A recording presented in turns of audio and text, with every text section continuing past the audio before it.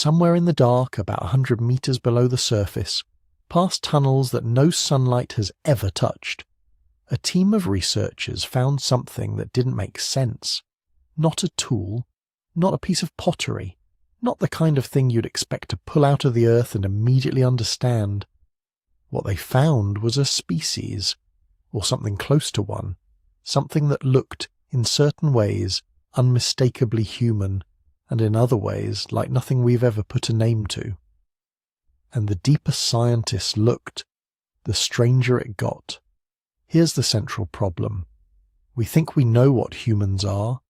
We think we know what our relatives were, who came before us, how they lived, how they thought, how they moved through the world. We've built entire fields of science around that assumption. Paleoanthropology, archaeology, genetics. Yeah, millions of hours of work, thousands of papers, decades of field work across 4 continents, and then a cave hands us something that quietly contradicts almost all of it. This species doesn't fit the timeline, it doesn't fit the geography, it doesn't fit the behavioural profile we've assigned to human relatives at this stage of evolution. It's like finding a chapter in a book you thought you'd already finished reading. So today, there are 3 questions driving everything that follows. What exactly was found down there, and why did it take so long to find it? How did this species actually live? What did it eat? What did it make? What did it know? And what does its existence mean for the story we tell about ourselves, about where we came from and what made us human in the first place? Before we get there, it's worth thinking about why caves matter so much in this field. They're not just dramatic backdrops for discovery, they're archives. Stone doesn't rot. Darkness slows decay. Caves are chemically stable in ways that open landscapes simply aren't. Bones that would dissolve in a rainforest floor in a few thousand years can survive hundreds of thousands of years inside the right chamber, under the right sediment, in the right conditions. When scientists want to find evidence of ancient life, they don't always go looking in the obvious places. They go looking where preservation was possible. And more often than not, that means going underground, which makes it even more striking that this particular cave kept its secret for so long. It wasn't undiscovered. People knew it was there, they'd been inside, but the evidence was buried deep. And it took the right moment, the right tools, and maybe a little luck to finally pull it into the light. If you're listening to this right now, whether you're falling asleep, commuting, studying, or just lying in the dark somewhere wondering about the world, drop a comment and tell me where you are and what time it is. It genuinely surprises me every time I check. People from completely different corners of the planet, all sitting with the same question at the same moment. That alone says something interesting about us. Now let's talk about what was found. The cave sits in a region that most maps don't make look interesting. No dramatic peaks nearby, no famous river, no reason for a traveller to stop and think, there's probably something worth investigating underground here. It's the kind of landscape that gets crossed rather than explored, and that, as it turns out, is exactly why it stayed quiet for so long. Cave systems like this one form over millions of years. Water finds the weakest points in limestone bedrock, dissolves channels, carves chambers, and slowly builds a vertical architecture that bears almost no resemblance to anything on the surface above it. What looks like a hillside from outside becomes underground, a stacked sequence of rooms and corridors, some massive, some barely wide enough to push your shoulders through. The entrance can be modest to the point of deception. A crack, a low overhang, something that looks like nothing. Getting deeper requires the kind of commitment that makes most people turn around. You're not walking through a tunnel. You're squeezing through passages that tighten unexpectedly, dropping through vertical shafts where a rope is the only thing between you and a 40-foot fall, navigating chambers where the floor is wet clay that shifts under your weight. Some sections flood seasonally. The water doesn't announce itself. It rises from below through channels you can't see, and it does it fast. Cavers who work systems like this operate on a strict schedule tied to weather patterns and water tables. Get the timing wrong and the cave becomes a trap. The darkness at that depth is total, not the darkness of a room with the lights off, where your eyes slowly adjust and pick out edges and shapes. Total darkness. The kind that doesn't care how long you've been sitting in it. Your eyes never adjust because there is nothing to adjust to. You're in a place where light has never existed. Not once. Not for a single moment in the entire geological history of the Earth. That alone changes how you think about whatever you eventually find down there. But here's the other side of all the hostility. Caves preserve things. Remarkably, stubbornly, almost impossibly well. The temperature inside a deep cave system stays nearly constant year-round, while the surface swings through summers and winters, ice ages and warm periods. The interior of the rock barely registers the change. That stability matters enormously for organic material. Bone, teeth, organic residue and sediment, all of it decays more slowly in a place where temperature doesn't fluctuate, where moisture stays controlled, where there's no ultraviolet light, no freeze-thaw cycling, no microbes riding in on wind and rainfall. Caves create conditions that the surface world simply can't replicate, and the sediment layers that build up inside them over thousands of years are like a geological filing system. Older material at the bottom, younger material on top, each layer a record of what was happening at a specific moment in time. When archaeologists excavate a cave deposit carefully, they're not just digging up bones and tools, they're reading a sequence. They're moving through time with a trowel, which is why the first hints that something was unusual in this particular system were taken seriously even when they were ambiguous. Local people in the region had stories about the cave, not dramatic legends, more like practical knowledge passed between generations, animals behaving strangely near the entrance, bones showing up in the stream bed that ran near the base of the hill, things that had been washed out from somewhere deeper inside and deposited at the surface after heavy rain. A few of those bones were odd enough that someone kept them. They didn't look like anything native to the area. The proportions were off in ways that were hard to articulate, not wrong exactly, just unfamiliar. There were also mapping anomalies. Early surveys of the cave had documented the upper chambers, but instruments suggested the system continued beyond where explorers had been willing to go. Acoustic surveys picked up spaces deeper in the rock. Ground-penetrating radar indicated voids that didn't connect to any known passage. The cave had more to it. The question was whether whatever was down there was accessible, and whether anything had survived inside it. When a research team finally pushed past the narrow sections that had stopped previous expeditions and reached the deeper chambers, what they found first wasn't dramatic. A few fragments of bone in a disturbed layer near one of the lower passages. Some material embedded in the wall of a secondary chamber that had been sealed by a flowstone deposit. Calcium carbonate that had slowly crystallized over the sediment like a natural vault door. These weren't the kinds of finds that make you shout. They're the kind that make you go very still and very careful, because you know immediately that the context matters as much as the object itself. Here's the distinction that becomes critical in understanding why this matters. A cave that gets used occasionally by humans or animals leaves a certain kind of record. Scattered bones from an animal that dragged prey inside, ash from a single fire, a tool dropped and never retrieved. The deposit is thin, discontinuous, spread randomly across different layers with no particular organization. What you're looking for, when you're trying to understand how a species actually lived, is something different. Repeated use over extended periods. Burned material concentrated in specific spots that indicate deliberate fire management. Bones arranged in patterns that don't match natural deposition. Modified objects in consistent stratigraphic contexts, meaning the same type of behaviour showing up in the same types of layers, across enough time that you can't write it off as coincidence or accident. A cave used as a long-term habitat leaves a fundamentally different signature. The sediment is dense with material. The layers are organised. The evidence accumulates in ways that speak to routine, to return, to an understanding of the space as something more than a temporary shelter.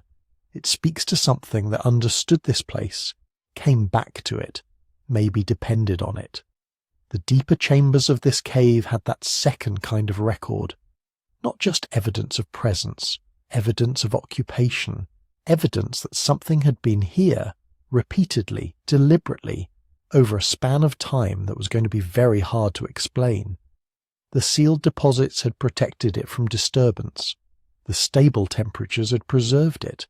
And the total darkness had kept it hidden from everything except the weight of the rock above it.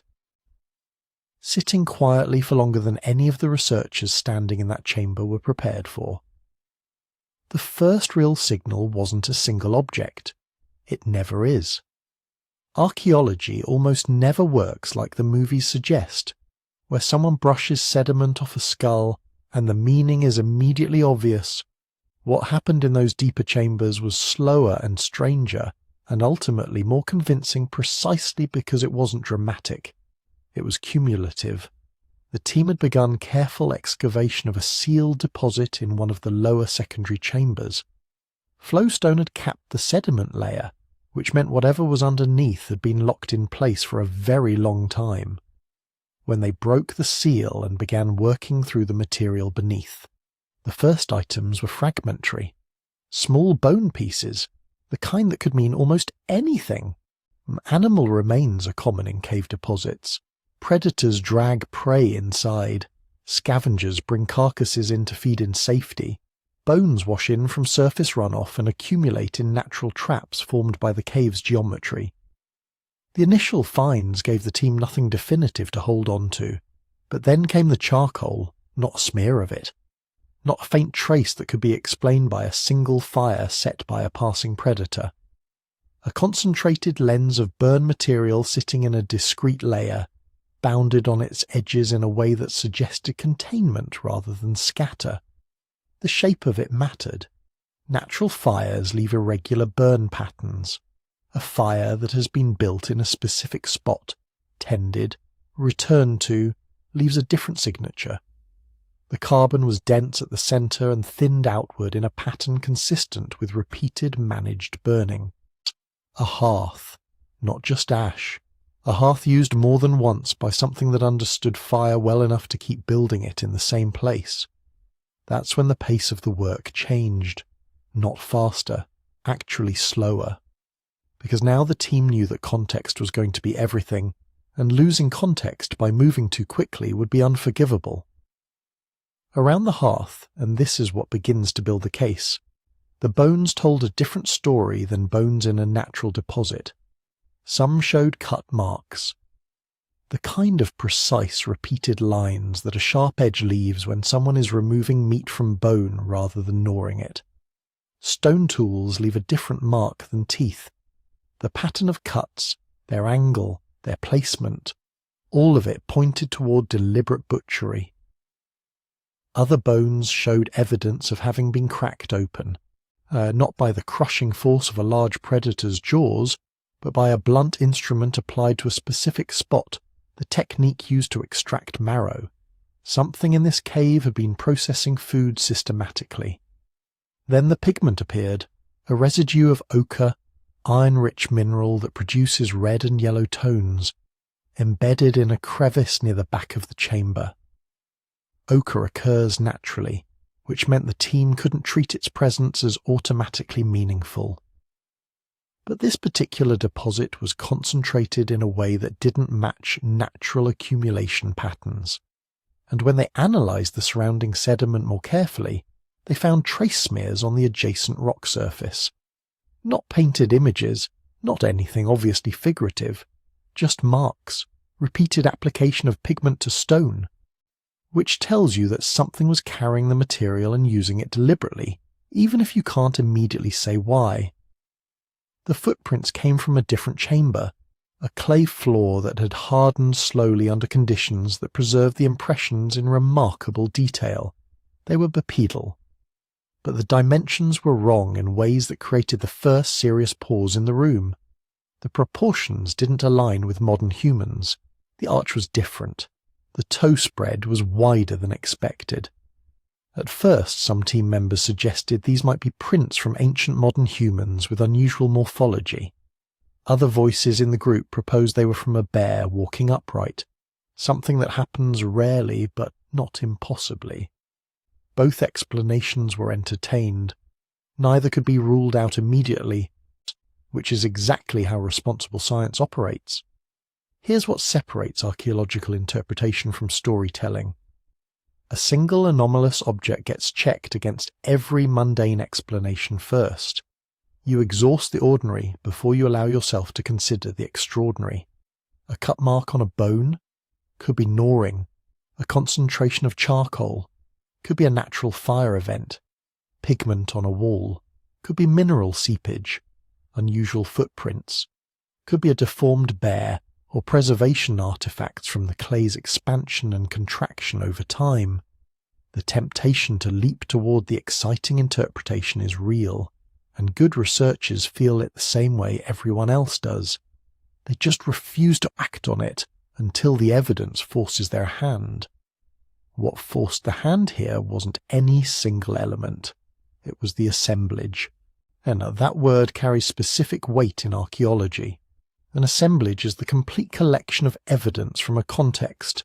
Bones, tools, fire traces, pigments, impressions, spatial organization, all of it read together rather than in isolation. Any one piece of this assemblage was explainable. The combination of all of them in the same stratigraphic layer, concentrated in a way that spoke to organized habitual use of a specific space, was not. The team sat with that discomfort for a long time, because the age estimates coming back from preliminary dating were placing this assemblage in a time window that created a serious problem. Not a problem with the methods, a problem with the existing framework. The date suggested activity in this cave from a period when the humans who were supposed to be in this part of the world were not yet believed to have the behavioral complexity being written in the sediment below their feet. Either the dates were wrong, or the picture of human history in this region needed to be redrawn from scratch. Neither possibility was comfortable. Both had to be taken seriously, and the deeper they dug, the harder it became to argue for the simpler answer. The bones that finally broke the stalemate didn't come out whole. They almost never do. What you get instead are fragments, warped by pressure, stained by minerals, edges rounded by time. Most of them are anonymous, ribs from something, vertebrae from something else. But every once in a while a piece comes out that has a shape you can't mistake if you've spent your life staring at skeletal anatomy. The first of those was part of a jaw, not a complete mandible, nothing you could photograph for a textbook, just a segment with a couple of teeth still locked in place, but it was enough. Because teeth are where human variation and human history both leave some of their clearest fingerprints. Modern human teeth, taken as a group, have a certain look: crown size, root configuration, enamel thickness, the curvature of the dental arcade. There's a range, of course. People differ, populations differ, but the range is well mapped. This jaw fragment was wrong. The molar was big. Not just on the upper end of modern variation. Beyond it. The crown was bulbous, lay the cusps arranged in a pattern more at home in a much older lineage. The roots were stout and flared, built for serious chewing, like something that expected a lifetime of grinding down tough, abrasive foods. Yet the bone that held the tooth wasn't a massive, heavy, archaic jaw. It was surprisingly slight. The internal structure, as far as they could tell from the scans, looked gracile, closer to later humans than to anything you'd expect this tooth to belong to. Ancient in the tooth, modernish in the bone. That was the first real anatomical contradiction. Then came a piece of the skull, again not the dramatic movie skull, eye socket staring back at you from the sediment. Just a vault fragment, part of the cranial curve with sutures that could be mapped and measured. When they ran the metrics, they found another mismatch. The bone was thick, much thicker than typical for modern humans, closer to what you see in mid-Pleistocene hominins, but the curvature suggested a brain case that wasn't tiny. Not Neanderthal large, not fully modern either, something in between. A head built for a respectable brain, wrapped in bone that still carried a memory of older, more heavily armoured ancestors. Piece by piece, a pattern started to emerge. A hand bone with joint surfaces suggesting strong, curved fingers, good for powerful grips, but attached to proportions that weren't as long and robust as classic Neanderthal hands. A partial pelvis hinting at a birth canal shape somewhere between early Homo and later humans.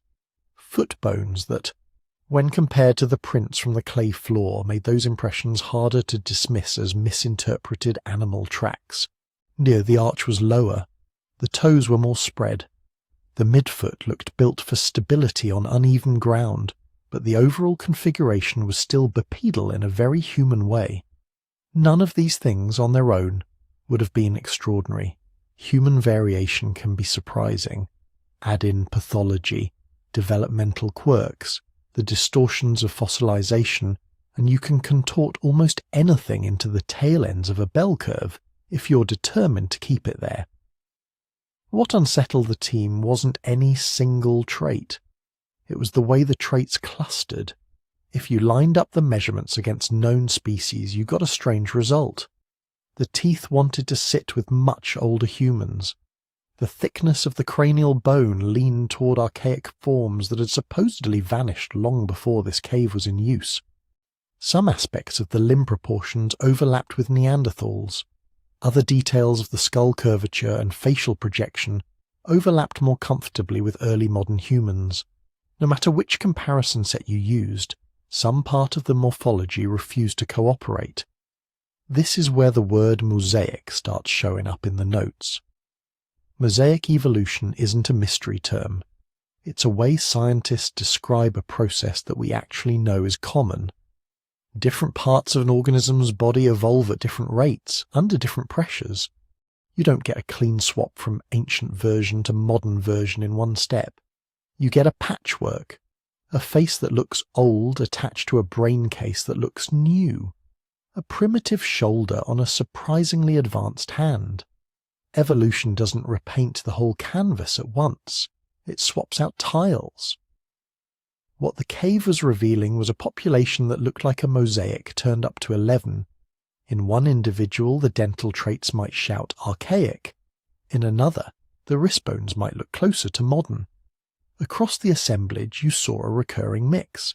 Some features we associate with very early humans, some that overlap with Neanderthals, some nudging toward the anatomy of later Homo sapiens, all jammed together in a single regionally confined group. That raised the obvious question: what were they? The most sensational way to frame it was to say, new species, a human unlike any we'd catalogued before, tucked away in a cave that had preserved their existence like a time capsule. And that phrase did get whispered, because scientists are humans, and humans are drawn to big claims.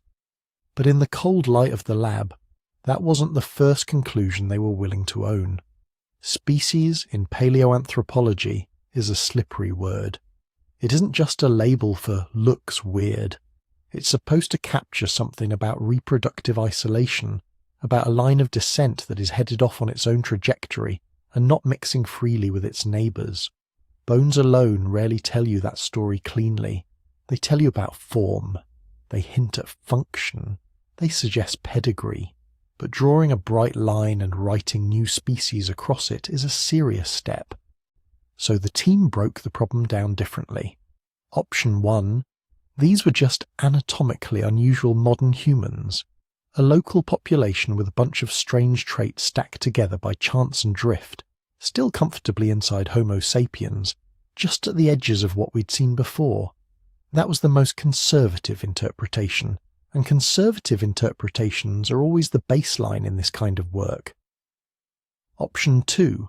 They were a relic population of an already known archaic species, perhaps an offshoot of Homo heidelbergensis that had hung on longer in this region than anyone had expected.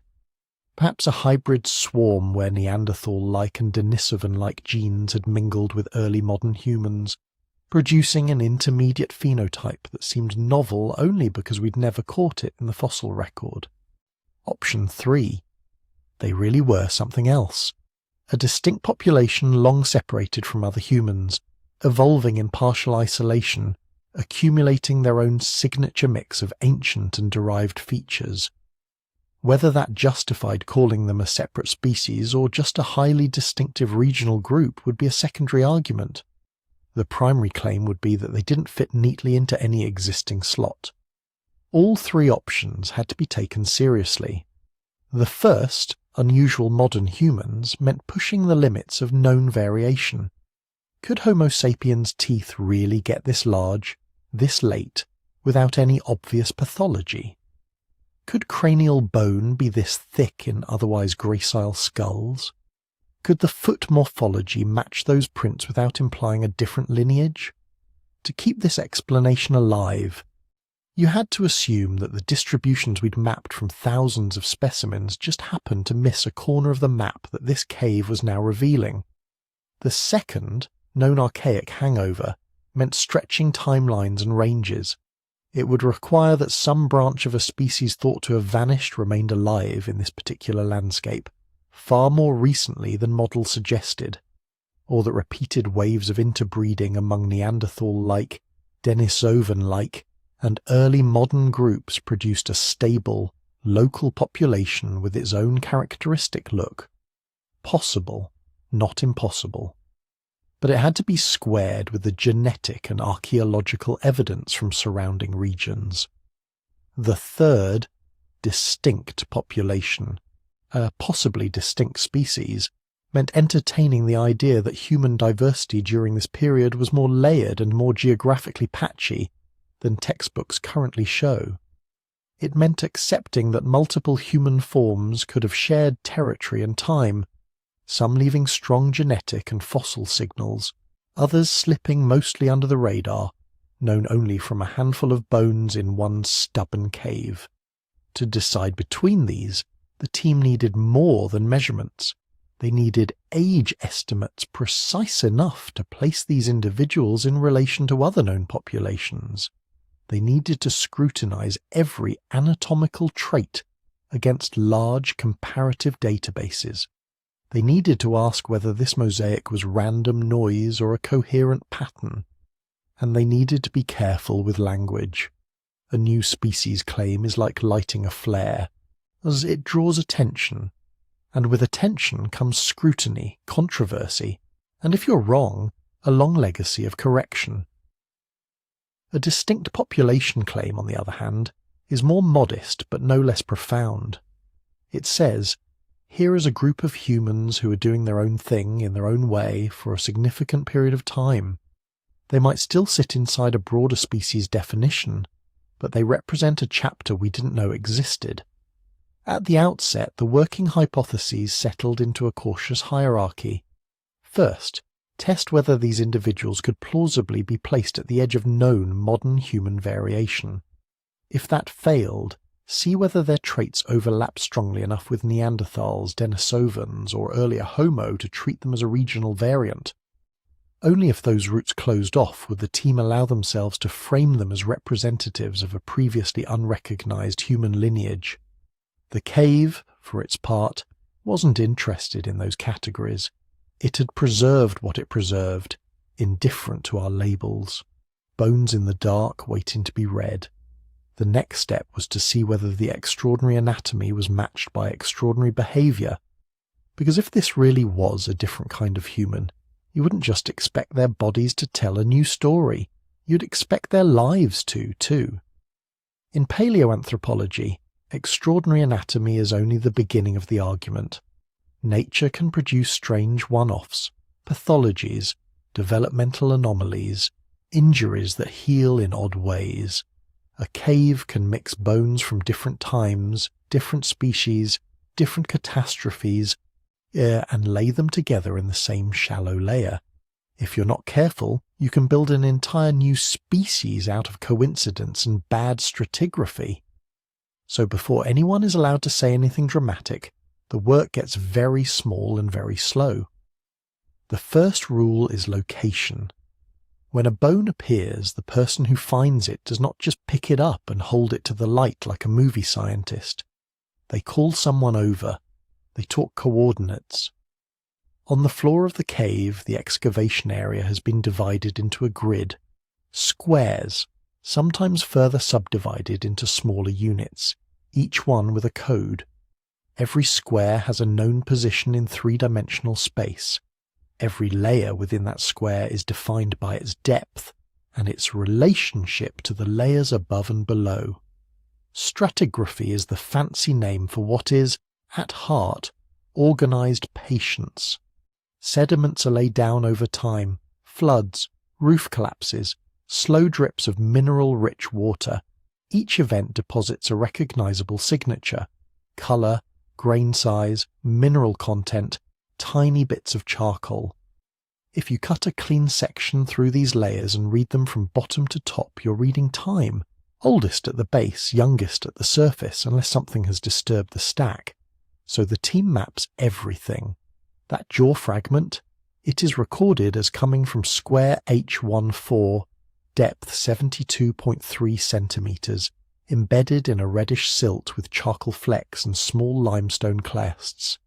Someone writes down its exact vertical position relative to a fixed reference point, often a metal bolt drilled into the cave wall or ceiling.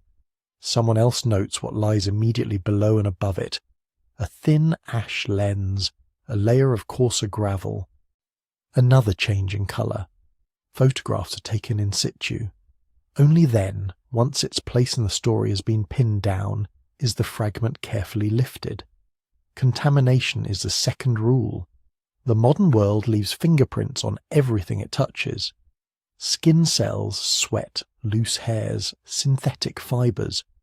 For DNA and protein work, those are poison. So inside the cave, the team dresses like a cross between cavers and sterile lab workers. Gloves, masks, hair coverings. Tools are cleaned between uses. Samples for genetic analysis go straight into sterile tubes, never handled with bare skin. Even the air is part of the protocol. In some sites, they test the dust for modern human DNA to estimate the background contamination level. They log who enters and leaves the chamber each day. They track which layers were open to the surface at which times, in case some modern intrusion needs to be accounted for later. It's not paranoia, it's experience. People have been misled before by their own presence, ghosting into the data. Documentation is the third rule, and it's the one that makes all the others meaningful. Every bag gets a label. Every label ties back to a set of notes. Those notes live in field books, spreadsheets, databases, cloud backups. Measurements, sketches, descriptions of sediment texture, impressions that seem unimportant at the time but may become crucial when some anomaly appears in the lab. If you ever read primary excavation reports, they are not page-turners. They are relentless. Square, depth, layer, object, orientation, association, over and over. It is that monotony that creates the possibility of trust. Years later, when someone challenges the interpretation, you can go back and say, this bone and that stone tool were not just found together. They were found 5 centimeters apart in the same stratigraphic unit, sealed under a flowstone that we have independently dated, which brings us to time. Bones that look ancient can, in principle, be much younger than they appear. Minerals can stain quickly. Roots can drag material down into older layers. To know what a fossil means, you have to know when it was deposited. Caves complicate this. Light doesn't penetrate, organic material can be scarce, and the usual dating workhorse, radiocarbon, has a built-in expiration date. Radiocarbon dating works on the decay of carbon-14, a radioactive isotope created in the atmosphere and taken up by living things. Once an organism dies, its carbon-14 decays at a predictable rate. This is a measure how much is left, and you can estimate how long it's been since death. But after about 50,000 years, the remaining carbon-14 is so sparse that the signal drowns in the noise. If the cave population lived earlier than that, radiocarbon alone won't save you, so the team layers on other methods. In a limestone cave, one gift you sometimes get is dripstone, stalagmites, stalactites, thin sheets of calcite called flowstones that glue sediments into place. Those are made of calcium carbonate, and inside them, tiny traces of uranium. Uranium series dating tracks the decay of uranium isotopes into thorium over time. Because uranium dissolves in water and thorium does not, freshly precipitated calcite starts with uranium but no thorium. As time passes, thorium accumulates. Measure the ratio. See, and you can date when that calcite formed. If a flowstone caps the layer that holds your strange humans, uranium series dating tells you that they must be older than that cap. If a stalagmite grows up through a layer of bones, you can bracket the minimum age of those remains. Then there is the light locked in sand. Optically stimulated luminescence, or OSL, doesn't care about bones at all. It dates the last time mineral grains, usually quartz or feldspar, were exposed to sunlight. When they're buried, they start accumulating trapped electrons from background radiation. In the lab, you stimulate them with light and measure the energy they give off. That energy is a clock ticking since the last sun exposure. In caves, OSL can date the moment sediment was washed or blown in, even if there is no organic material. If the odd bones all sit inside a layer whose grains give a similar OSL age, you can be more confident they belong to that time slice, not just random intrusions from above. If teeth are preserved, another clock comes into play, electron spin resonance, or ESR. Tooth enamel traps charges over time as it's bombarded by radiation from surrounding sediments. By measuring the population of trapped electrons and estimating the local radiation dose, ESR can yield an age for when that tooth was buried. Combine ESR with uranium series measurements of the same tooth, and the model sharpens. None of these methods is perfect. Each one has assumptions, sources of error, ways to go wrong. That's why serious claims never rest on a single date. Instead, you get clusters. A radiocarbon age from a bit of charcoal in the same layer. A uranium series age from the flowstone just above. An OSL age from the enclosing sediment. An ESR age from a tooth in the same horizon. If they all point to roughly the same window, within their error bars, confidence grows. If one is wildly off, you start asking why. Contamination, reworking, misassigned sample. While the dating work hums along, taphonomy asks a different set of questions. What actually happened to these bones between life and discovery? Caves are not gentle archives. Water flows in pulses, dragging sediment and carcasses. Carnivores use protected spaces as dens, dragging in prey, chewing, scattering. Humans themselves can move and break bones in ways that mimic natural processes. Under a microscope, a femur shaft full of tooth marks looks different from one broken by a rockfall.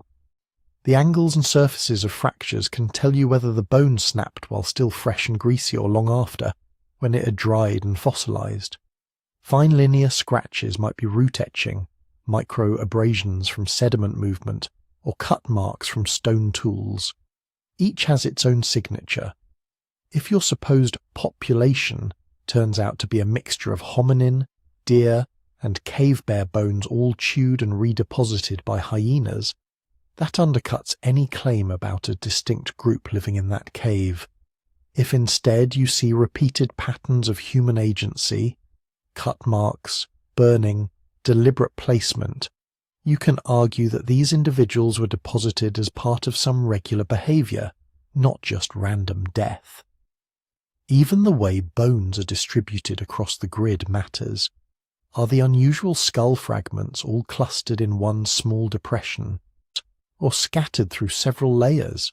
Do they sit in anatomical partial connection, suggesting bodies decomposed where they fell, or are they disarticulated and sorted by size, the way flowing water tends to arrange things? Taphonomy is the detective work that tells you whether the anatomical mosaic comes from real people or from the cave playing tricks. All of this, the grids, the dates, the fracture analyses, might still only convince the people who were there. To move from interesting find to extraordinary claim, the work has to leave the cave and survive a more abstract environment. Other scientists' skepticism. That's where peer review comes in. Before a major paper is published, it is sent to anonymous experts who had nothing to do with the excavation. They read the methods, they check the statistics. They look for missing comparisons, untested alternatives, overconfident language. They ask whether the sample size justifies the conclusion, whether the dates really support the story, whether the authors have controlled for contamination and taphonomic mixing as thoroughly as they say. Sometimes the verdict is, not yet. Go back, get more dates, expand your comparative data set, tone down the claim from new species to unusual population. Sometimes whole interpretations are dismantled in this stage, long before the public hears about them. When a claim does make it into print, the testing doesn't stop. Other teams will reanalyze the measurements, sometimes from the raw CT scans or 3D models if those are released. Independent labs may redate key samples or apply different models to the same data. In recent years, open data practices have made this faster. Repositories hold bone measurements, stratigraphic logs, even code used for statistical analyses. If someone has overfit a model or cherry-picked a comparison, that trail is visible. Replication in paleoanthropology rarely means finding the exact same thing in another cave. We're not that lucky. It more often means seeing whether the claimed pattern holds up when new fossils turn up elsewhere, or when different methods are applied to the same material. Does another site dated to the same window show similar mosaic anatomy? Do genetic results from nearby regions agree that something unusual was happening in that population? Over time, the web of evidence thickens, or frays. Underneath all of this is a discipline that is, at its best, honest about uncertainty. You'll notice it in the language: estimated age, confidence interval, we infer, consistent with, one possible interpretation. Dates come with plus-minus ranges. Anatomical assignments are given as probabilities, not absolutes. Competing models aren't just mentioned. They are laid out explicitly. If these bones belong to late archaic humans, we would expect X. If they represent a distinct lineage, we would expect Y. Crucially, scientists also specify what would change their minds. If future genetic sequencing from these remains showed clear affinity with known Homo sapiens populations, the new lineage hypothesis would collapse. If re-excavation revealed that the critical bones had slumped down through cracked flowstone from much younger layers, the carefully constructed timeline would need to be torn up. If another site, better preserved and more complete, showed that the same anatomical traits fell comfortably within the range of known variation, once sample sizes were larger, the apparent mosaic might dissolve into noise. Those possibilities don't make the current interpretation meaningless. They give it shape. They say, here is where we stand given the evidence we have, and here are the observations that would push us toward a different stance. In a field built on fragments, that is as close to certainty as you ever get. So when you hear that a group of scientists deep in a cave may have found a kind of human that doesn't slot neatly into any known category, remember the machinery grinding behind that sentence. The grids laid out on a damp floor, the slow slicing of stratigraphic profiles, the lab instruments humming over enamel and calcite, they are coaxing out tiny signals of age. The quiet wars fought in the margins of manuscripts over whether a confidence interval is too wide, a word too strong. Only if a claim can survive all of that does it earn the right to reshape the story. And the story this cave was beginning to suggest, that somewhere in the dark, a different kind of human had learned to live and die and perhaps even thrive, would need every tool in that arsenal to stand. To understand them as people, you have to leave the lab reports for a moment and go back into the dark with them. Imagine the lights go off. Not our LED headlamps, but theirs. Whatever passed for illumination in a world where the sun never reached the chamber where their bones now lie. Caves don't forgive ignorance about fire. Oxygen is limited, smoke has nowhere to go, and a misplaced ember can turn your refuge into a gas chamber. If a group really lived here, not just passing through, the evidence should be written in carbon. Along the walls, in some sections, there are thin, repeated bands of soot. Not a single smoky episode from a forest fire outside, but multiple pulses separated by clean calcite growth. Under the microscope, those particles sort themselves into shapes that match burned wood, burned fat, and something else. Extremely fine, almost oily soot that comes from flames burning hot and clean. That combination tells a story. Wood torches give bright, flickering light and a lot of smoke. Animal fat lamps, basically shallow stone cups filled with fat and a plant fibre wick, burn lower and steadier with a different soot signature. Hot, controlled hearth fires manage to maximise heat and minimise smoke, leave yet another pattern. In some levels, the soot is concentrated on the ceiling along particular bands that trace a path from the entrance inward. Not a random spray, but a repeated route. Someone, over and over, walking this line with a flame held at about the same height. In others, blackening blooms over small low recesses in the walls, niches where lamps might have been set to free up hands. You can reconstruct their lighting technology without ever seeing a lamp intact.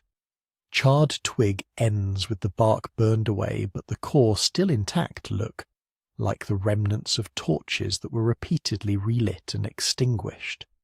Burned bones with polished surfaces, often from long-limbed animals, could have served as fuel when wood was scarce. Bone doesn't catch easily, but once a hot fire is going, it will smoulder and add heat.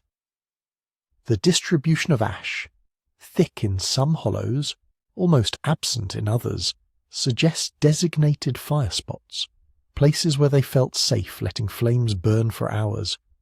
All of that implies fire management skills that go beyond keep it burning. In a cave, you have to know how big a flame you can risk in a given pocket of air. You have to learn which would smoke least, how to position yourself so the draft pulls fumes away instead of pooling them, when to switch from smoky torches near the entrance to cleaner fat lamps deeper in. That's knowledge you pass on, not reinvent every night. Light shapes where you can live. Follow the densest clusters of soot and ash, and you outline their habitual territory underground. A broad antechamber not far from the entrance, where daylight still seeped in softly. A mid-zone where hearths were dug into slightly elevated patches safe from flooding, and, further in, a narrow corridor of black tracing the safest route to the innermost chamber where the human remains accumulate. That last stretch is telling. The walls along it are oddly clean of side soot, as if people hugged a particular line and avoided wandering.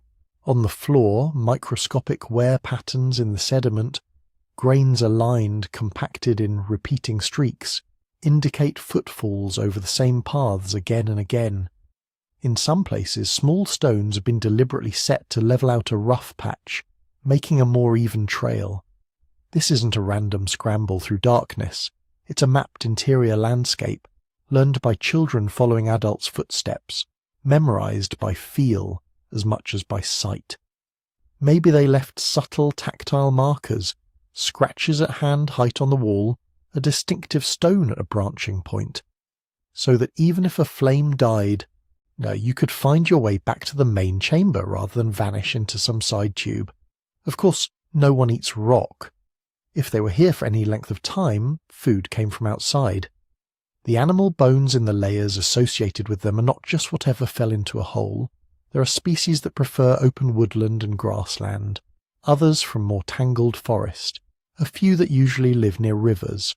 Cut marks at joints, repeated in similar ways on different skeletons, say these were carcasses they brought in and processed, not random scavenged leftovers. Breakage patterns on long bones, fresh, spiral fractures with percussion scars, show systematic marrow extraction, the kind of behaviour common to many human groups but not to every predator. Tooth wear adds another layer. Under high magnification, mud enamel can look like a landscape. Pits, scratches, polished ridges. In these individuals, the back teeth show heavy microscopic scratching in multiple orientations, the kind associated with diets rich in gritty plant material, roots with sand clinging to them, seeds ground on stone-grinding surfaces, fibrous stems. There are also chemical traces, plant starch granules trapped in dental calculus, mineralized plaque that fossilizes diet at a microscopic scale. Some of those granules match wild grasses, others tuberous plants that grow in damp soils. Taken together, the picture is not of a group that hid in the cave full-time, subsisting on cave fish and bats.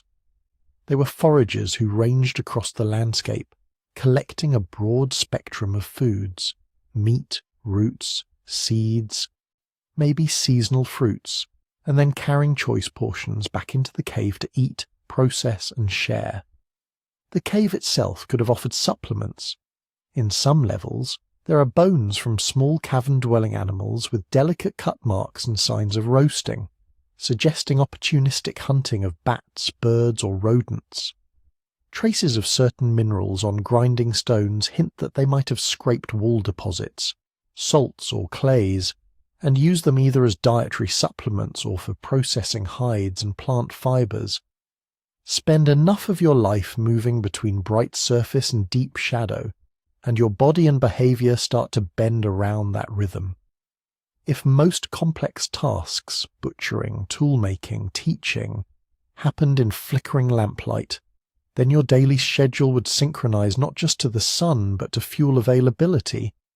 Fat from a successful hunt translates directly into hours of light. A bad hunting week doesn't just mean less meat, it means less time for nighttime activities in the cave, more need to rely on daytime at the entrance. That economic link between calories and illumination could shape social roles. Some individuals might specialize in venturing deeper, comfortable and skilled at navigating in semi-darkness, tending long-term hearths, managing smoke. Others might become expert surface foragers, timing trips to distant water sources or nut groves and returning before darkness made the entrance zone dangerous. Children, the elderly, and those with injuries might spend more time near the safest, most illuminated parts of the cave, developing knowledge of its microclimate, its sounds, its small changes. Health would carry the marks of this lifestyle. Long-term cave residence often means reduced exposure to sunlight, and with it, potential vitamin D deficiencies, unless their foraging strategy compensated with vitamin-rich organ meats and fat from animals. Skeletal remains can show indirect signs, subtle changes in bone density, healing patterns in fractures, growth lines that reflect episodes of nutritional stress. Breathing cave air heavy with smoke, day after day, leaves its own traces. Soot particles embedded in the inner surfaces of ribs, changes in the tiny airways of the lungs visible in microscopic bone structure. These are things modern forensic work can sometimes detect.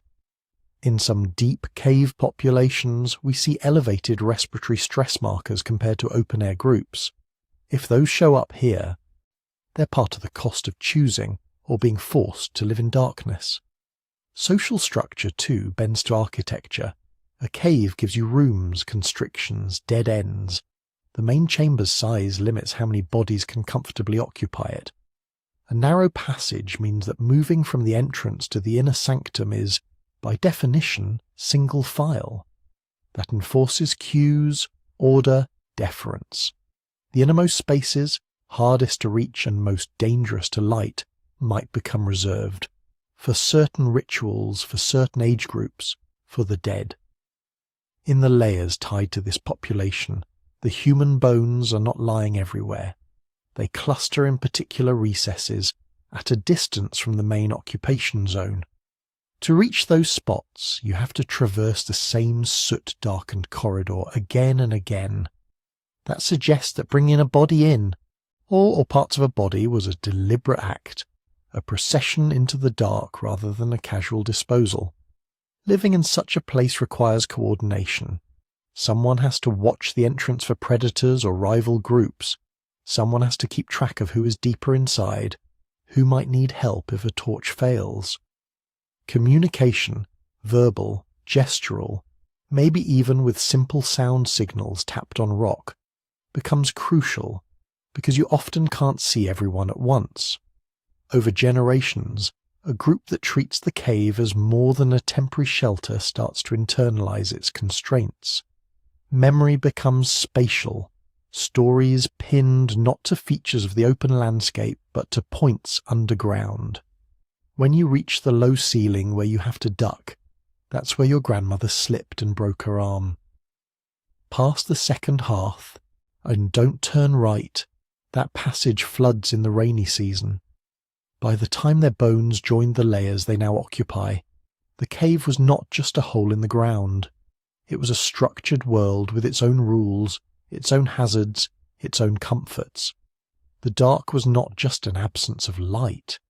It was a learned environment, one they had bent their technology, their diet, their movements, and their social lives to fit. And in adapting so thoroughly to that environment, they left behind the one kind of evidence darkness can't erase.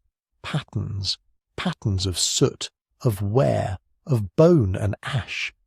The traces of a life lived in the shadows, waiting for someone with a grid and a notebook, hundreds of thousands of years later, to read them. If you want to know what kind of minds they had, you stop staring at skulls and start looking at the garbage.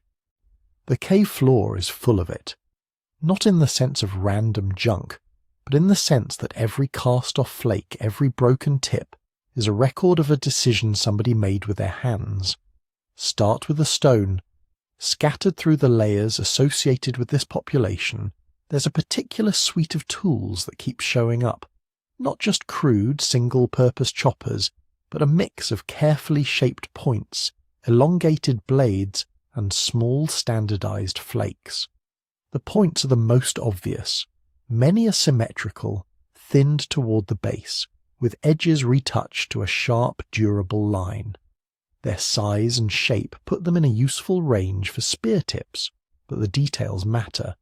Some have slight shoulders or notches near the base, features that make no sense if you're just holding them in your bare hand, and every bit of sense if you're trying to lash them securely to a shaft. A shouldered point resists twisting. A notch gives your binding something to bite into. That means whoever made them wasn't just thinking about the rock they were holding.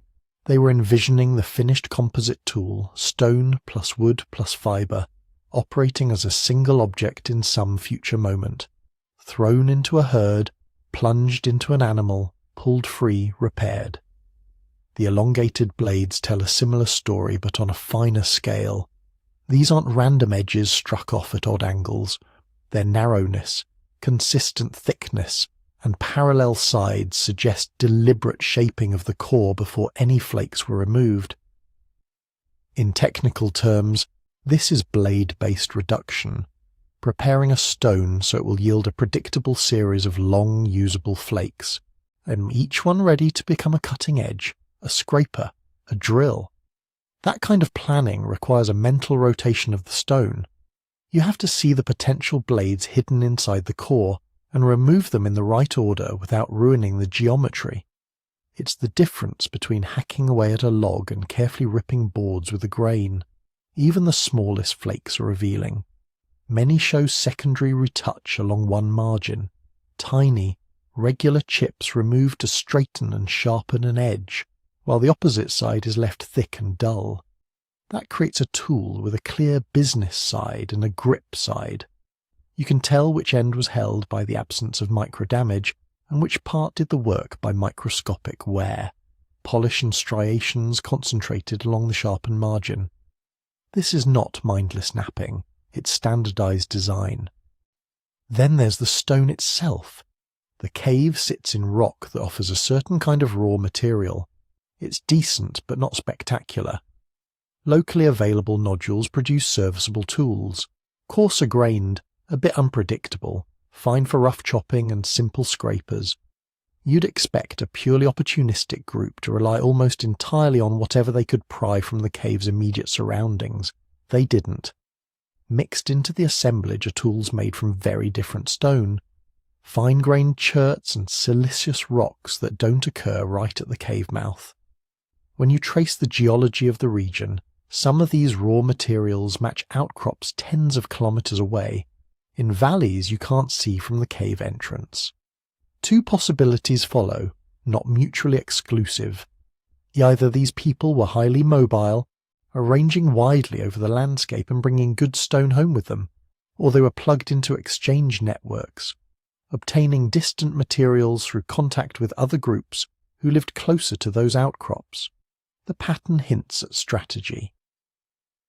The best materials, those that flake predictably and hold an edge, are preferentially used for weapon tips and fine cutting implements.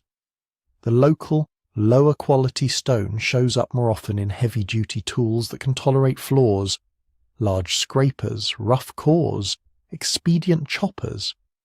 That kind of selective allocation implies they understood the properties of different stones and reserved the premium stuff for tasks where tool failure could be costly. You don't waste the good chert on something you're going to throw away after one use. You concentrate it where it counts. On the end of a spear you're going to hurl at something that can kick back. Stone wasn't their only medium.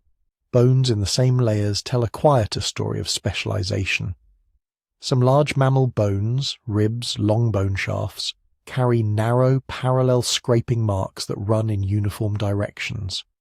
These are the signatures of hide working, repetitive strokes to clean flesh and fat off skins, to thin them, to prepare them for drying or softening. In a few cases the hide working tools themselves survive. Long, slender flakes with edges rounded and polished by contact with something soft but resistant, probably skin under tension. Other bones have been deliberately shaped. There are splinters with smoothed, tapered ends, bearing microscopic abrasion consistent with repeated insertion into something fibrous or resistant. Archaeologists call these awls or perforators. You use them to punch holes in leather or plant fibre, to open gaps without splitting the material. The presence of such tools hints at an entire chain operatoire, an extended sequence of actions for making clothing, bags, bindings. You don't bother manufacturing a fine bone awl unless you're routinely sewing or lacing things. Cordage itself rarely survives in deep time, but its ghosts remain. On a few hardened lumps of ancient sediment, and on the underside of some fire-cracked rocks, there are faint impressions, twisted, parallel grooves that run side by side, then cross in repeating patterns. Under magnification, these look like the negative images of twisted plant fibres, perhaps braided or plied together.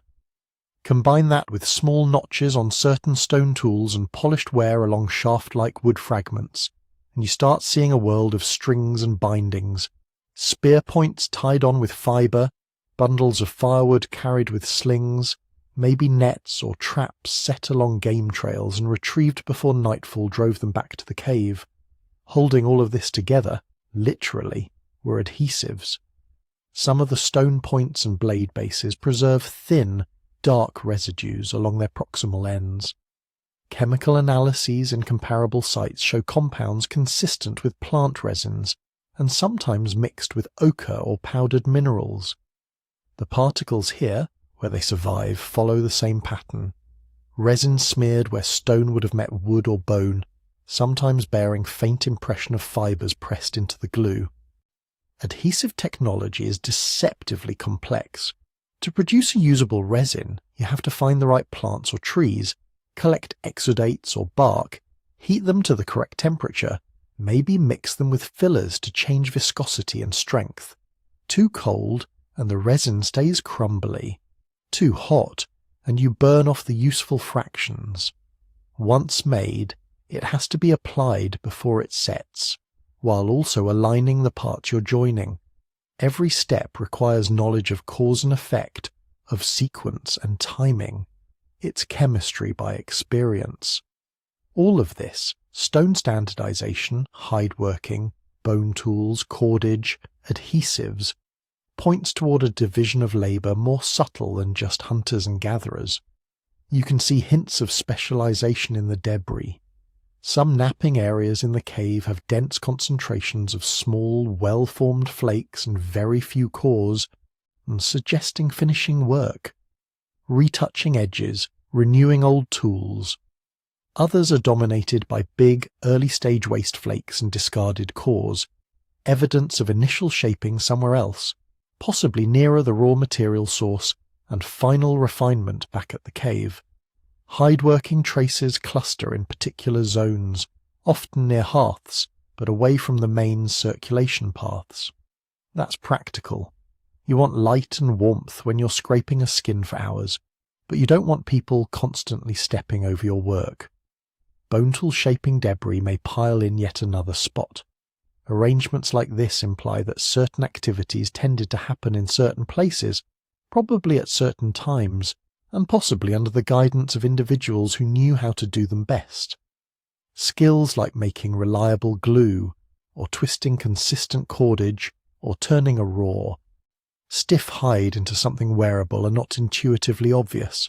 They're learned practice taught.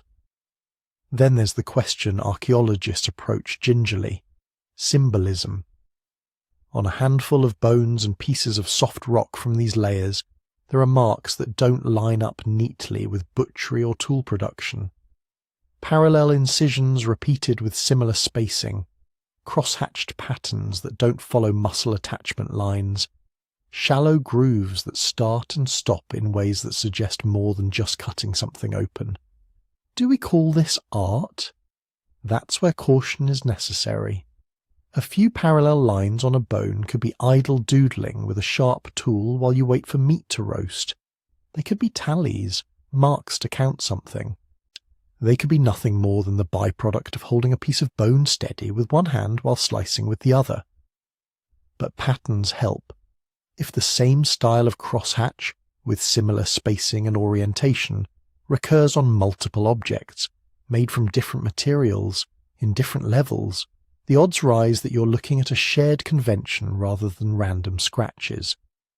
There are also fragments of mineral pigments, iron-rich ochres, and perhaps manganese, showing grinding facets and smoothed edges. Pigments can be functional, useful in tanning hides, in adhesives, as insect repellents. They can also be used to colour skin, objects, or surfaces. Without a smear of red on a buried bone or a painted panel on a wall, you can't be sure how they were used, and the responsible answer is, we don't know, still. The combination of possible engravings, prepared pigments, and deliberate treatment of the dead in the same overall context suggest minds at least capable of seeing things as more than purely functional. Whether or not they painted their bodies, they certainly had the tools and materials to do so. Underlying all of this is the environment that wrapped around their lives. A cave that was refuge, workshop, and at times, tomb. Living adjacent to such a space nudges technology in particular directions. Stone points and hafted spears are especially valuable when you can't chase wounded prey for miles. You need to bring down animals efficiently enough that you can haul substantial portions back through twisting passages before predators or heat get to them. Hide working becomes not just useful but essential when your home is damp and chilly. Insulating clothing, ground mats, curtains of skin to partition drafty openings. All of that turns a marginal cave into a habitable, even comfortable space. Cordage and containers matter more when your daily movement is a shuttle between surface and underground. You have to carry water, food, firewood, torches, babies, perhaps bundles of personal items. A people living entirely in the open can drop things anywhere and pick them up later. A people moving along narrow, uneven corridors benefit from bags, slings, nets, anything that frees hands to support and balance. Adhesives and composite tools shine when raw materials are patchy. If good wood is scarce near the cave, you don't discard a broken spear lightly. You bring back the shaft, the tip, and you repair it by lamplight, reusing every piece that can be salvaged. In that sense, the cave isn't just a backdrop. It's an engine of innovation. Its darkness, its dampness, its confined geometry all push for solutions. Better light, better insulation, better ways to connect things and carry things. Over generations, those solutions became traditions, and those traditions left their shadow in stone, bone, and the faintest impressions of twisted fibre. No one piece proves genius on its own, but together, the tools and traces scattered through those layers reveal hands that were confident, systematic, and inventive. Minds that could think ahead, coordinate complex tasks, and maybe, just maybe, see meaning beyond the next meal. To get beyond hints and into something firmer, though, you have to leave the visible artifacts and follow the information that survives inside the bones themselves. Bones are stories in two layers. On the outside, they tell you about lives, what was cut, what was carried, what was broken and healed. On the inside, they carry the record of bodies, ancestry, disease, diet, population history. But that inner record is fragile and time is merciless. If you want DNA, you're not hunting for skeletons. You're hunting for microclimates. DNA is a molecule that hates heat, water, oxygen, and time. It breaks strand by strand until what's left looks less like a book and more like confetti. Every chemical bond is a tiny chance to fail. In a few tens of thousands of years under the wrong conditions, those chances win. Caves sound like they should be perfect vaults. Dark, sheltered, protected from surface weather. Sometimes they are. More often they're slow, wet destroyers. Think about what's happening around those bones in the sediment. Dripping water dissolves minerals from the rock and moves through the layers like a very patient solvent. Seasonal changes send tiny pulses of moisture and temperature through the cave floor. Microbes creep along bone surfaces and into pores, chewing whatever organic material they can reach. Warm, damp caves speed the decay.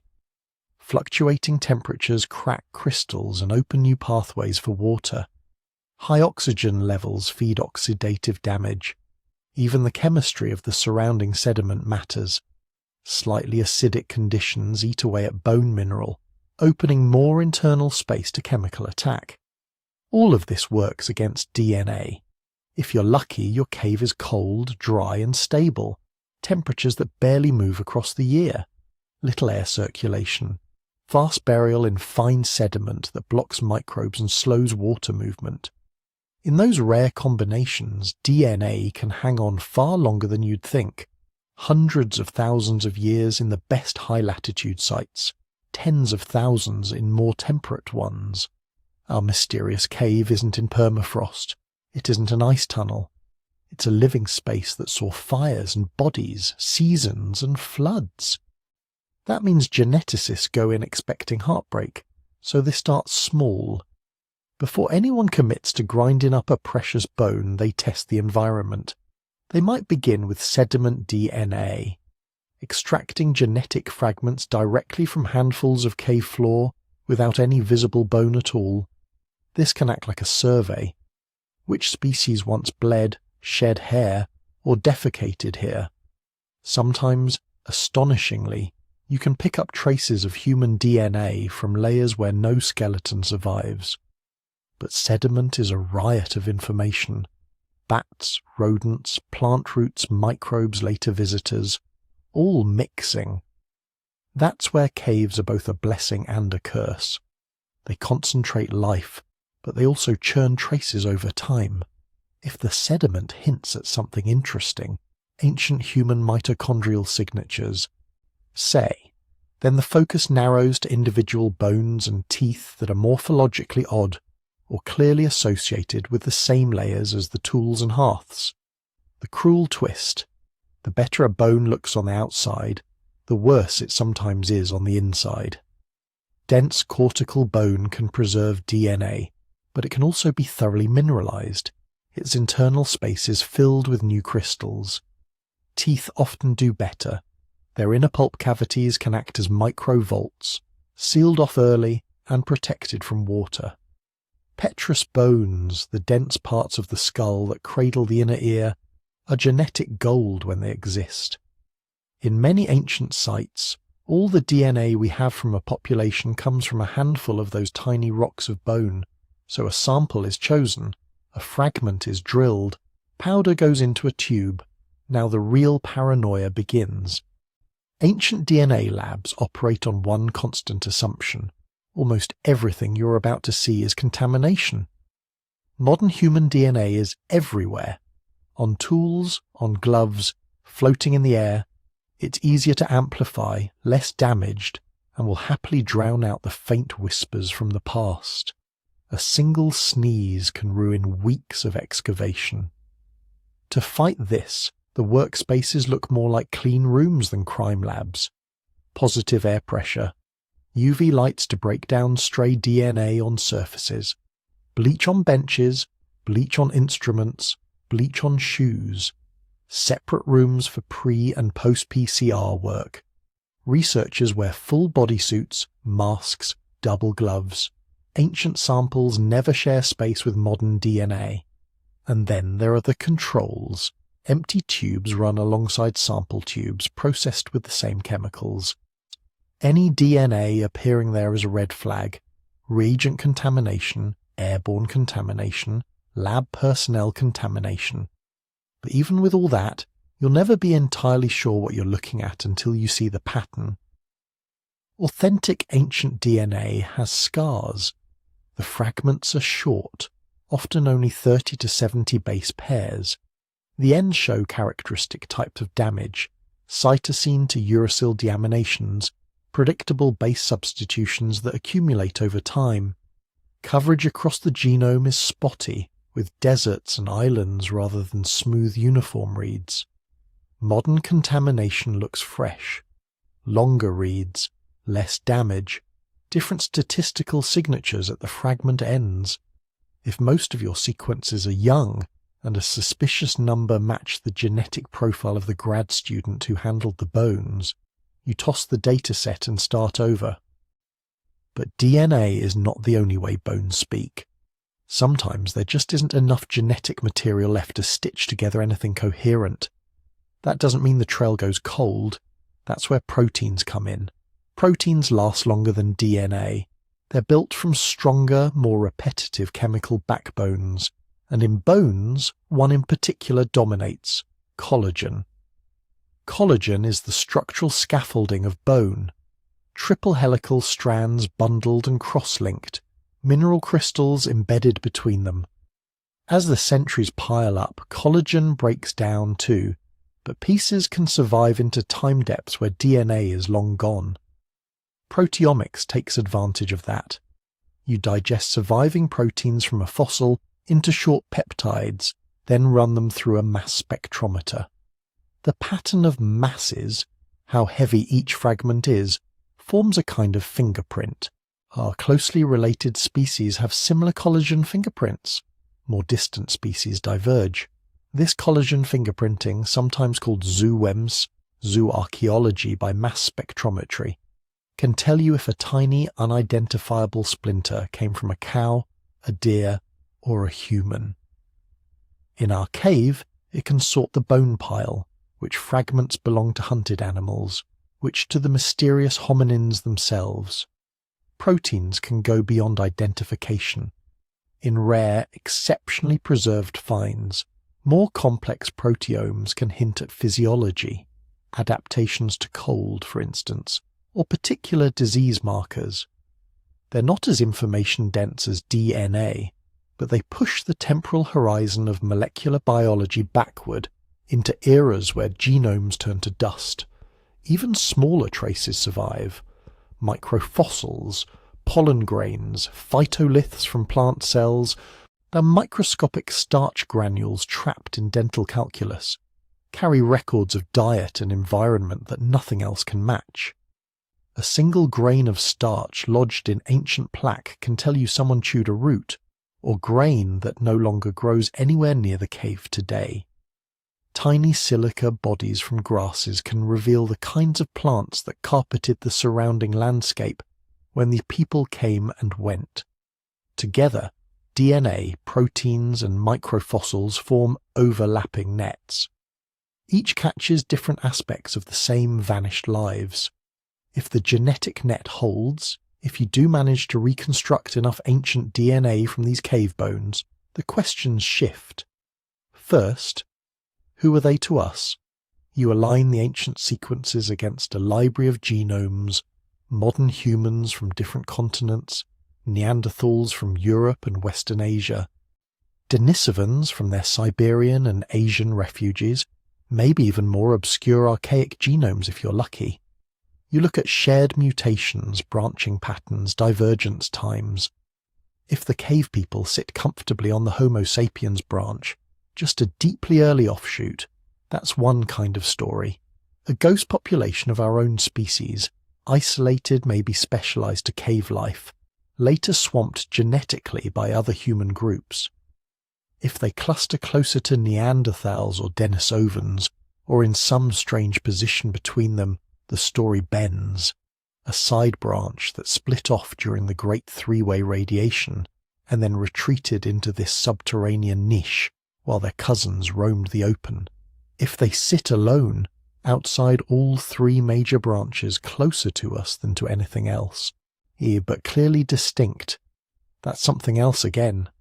An unrecognized human lineage, overlapping in time with us and our cousins, hiding in the genetic noise until a few cave bones brought them to light.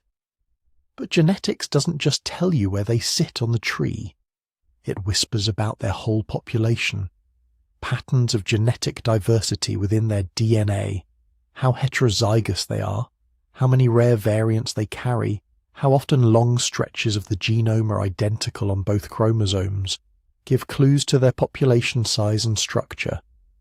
Lots of long identical segments that suggest inbreeding, small groups, tight circles of mating partners.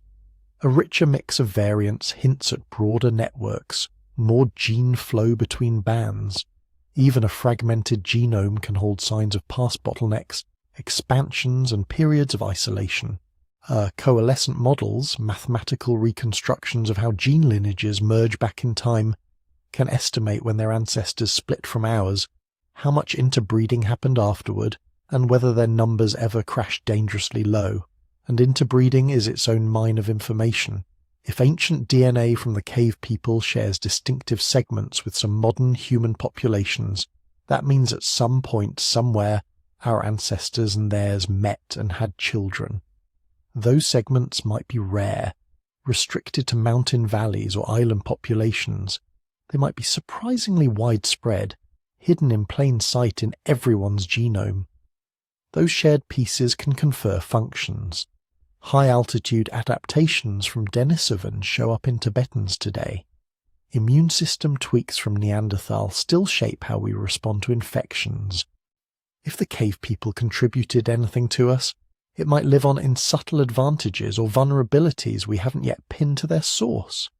Yet even the clearest genomes rarely deliver clean, simple answers. Divergence dates come with wide error bars. Gene flow can blur the boundaries between what we call species. A group that looks genetically distinct in one model may fade into our own variation under another, depending on assumptions about mutation rates and ancient population sizes. you can end up with results that are maddeningly ambiguous. A cave genome that is basal to all known modern humans, a lineage that split early and contributed a little to everyone, or a lot to no one, or a genome that looks like a tangle of ancestry threads, part Neanderthal-like, part Denisovan-like, part unknown. But ambiguity is not failure. It's structure. An ambiguous result tells you the past was messy, that humans didn't segregate into neat, isolated boxes, that lineages split, met again, traded genes, then split once more. That deep in our history, there were more kinds of us walking around at the same time than we see today. For the people of this cave, the molecules that survive, whether long runways of DNA, frayed strands of collagen, or a smear of plant starch in ancient plaque, can't resurrect their language or their stories. They can't tell you what it felt like to huddle by that fire, or whether they whispered myths about the darkness beyond the torchlight. But they can answer questions that stone and bone alone never will. How isolated were they really? How many of them were there? Were they a branch that ended here in this cave? Or a thread that we still carry in our blood? And even when they refuse to resolve into a neat label, they still do something profound. They force us to redraw the map of our own family. Because once you know there was another kind of human hiding in the dark, shaped by the same ancient bottleneck, playing its own long game of survival, you have to rethink the timeline that led from those 1,280 survivors to us. And that timeline, when you lay the cave's secrets on top of it, stops being straight. You start with dirt. The floor of a cave looks flat, but in reality it's a stack of time. Each layer of sediment, each thin band of ash or gravel or compacted mud is a snapshot of a world that no longer exists. When archaeologists talk about the layer the bones came from, they're not being poetic. They mean a very specific slice of that stack. A few centimetres that, if you're lucky, represents a few decades. If you're not lucky, it's a jumble laid down over thousands of years, stirred by roots and burrowing animals and later occupants who dug their own pits into older floors. In our cave, the first thing they did was peel that stack apart. At the top, recent history. The faint traces of shepherds, hunters, or curious kids who used the cave in the last few thousand years. Modern trash, disturbed soil, mixed bones of animals we know well, goats, sheep, maybe dogs. That's the noisy surface record. Beneath that, the human past begins to thicken. There's a layer where the artifacts look familiar. Stone tools that fit comfortably within the catalogue of known cultures, maybe a few shards of pottery. Charred seeds that match the beginning of agriculture in the region. Radiocarbon dates slot these occupations into the last 10,000 or 20,000 years. That's the era where we can cross-check the cave against other sites, written history, known climate wiggles. The timeline feels solid here. Go deeper, and the anchors start to thin out. Pottery disappears. Tools become simpler, more generalized. The hearths are still there, blackened patches, charcoal flecks, burned bone fragments. But the people who made them left no names, no inscriptions, only the way they crack stone and butchered animals. Now you're in the territory where radiocarbon starts to fail. After about 50,000 years, the residual carbon-14 is so faint that even the best labs struggle to separate signal from noise. So the timeline shifts to other clocks. Uranium-thorium dating of cave formations, luminescence dating of the sediments themselves, even the decay of tiny crystals shocked by sunlight and heat, the last time those grains were exposed. It's somewhere in these deeper levels that the strange bones appear. They're not lying on the surface of the layer like carefully placed offerings. They're embedded, caught in the matrix of ancient mud and ash. Around them, you might find tools that don't quite fit any known tradition, hearths that look different from the layers above, animal assemblages that suggest a different hunting pattern, a different season of occupation. Each layer that holds them is a separate question. Did the same group use this cave again and again over thousands of years, leaving bones in slightly different depths as the floor rose? Or are you looking at the traces of distinct populations, related maybe, but separated by long stretches of time, where the cave lay empty or belonged to someone else? You can see why the timeline refuses to sit politely in a straight line. The simplest version of the story is this: a long isolated lineage. In this scenario, the earliest appearance of these unusual bones in the cave marks the moment a distinct group first claimed this underground space. They keep coming back. Season after season, generation after generation, they return to the same ledges, the same hearth spots. The layers stack up slowly as their fires deposit ash, as their dropped tools and discarded bones sink into the floor. If the dates from multiple layers, bones, hearth charcoal, surrounding sediment, all cluster within a relatively narrow band separated by, say, a few thousand years at most, it becomes easier to picture a single cultural tradition holding on here. Not static. Nothing in human history is truly static, but continuous enough that you can talk about these people with a straight face. A different version of the story is more fragmented. Repeated occupation. Here the dates from the layers that hold the strange bones are spread out. One cluster at, say, 300,000 years ago, another at 200,000, maybe a third around 150,000. Between them, there are sediments with almost no human traces, or traces that look like a different kind of hominin entirely. The tools change. The animal bones shift from one species mix to another. Pollen and plant microfossils in the sediment tell you the environment swung from dry to wet, cool to warm, back again. In that picture, the cave isn't a permanent home. It's a refuge that different waves of these unusual humans discover, abandon, and rediscover as the world outside surges through climate cycles. They come when conditions push them into this region, when rivers dry up elsewhere or new game herds pass nearby. They disappear when the cave floods, when predators move in, when the surrounding forest or grassland becomes unlivable for whatever niche they occupy. Then there's the most dramatic possibility, a brief but intense episode.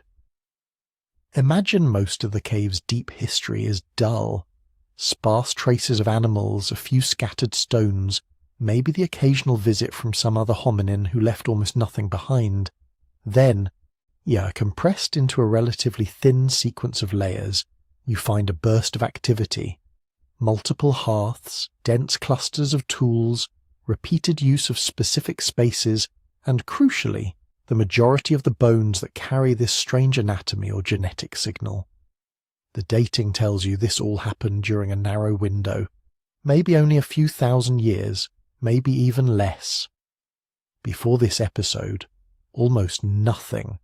After it, the signal of these people fades, replaced by more familiar Neanderthal-like or modern human traces, or by silence.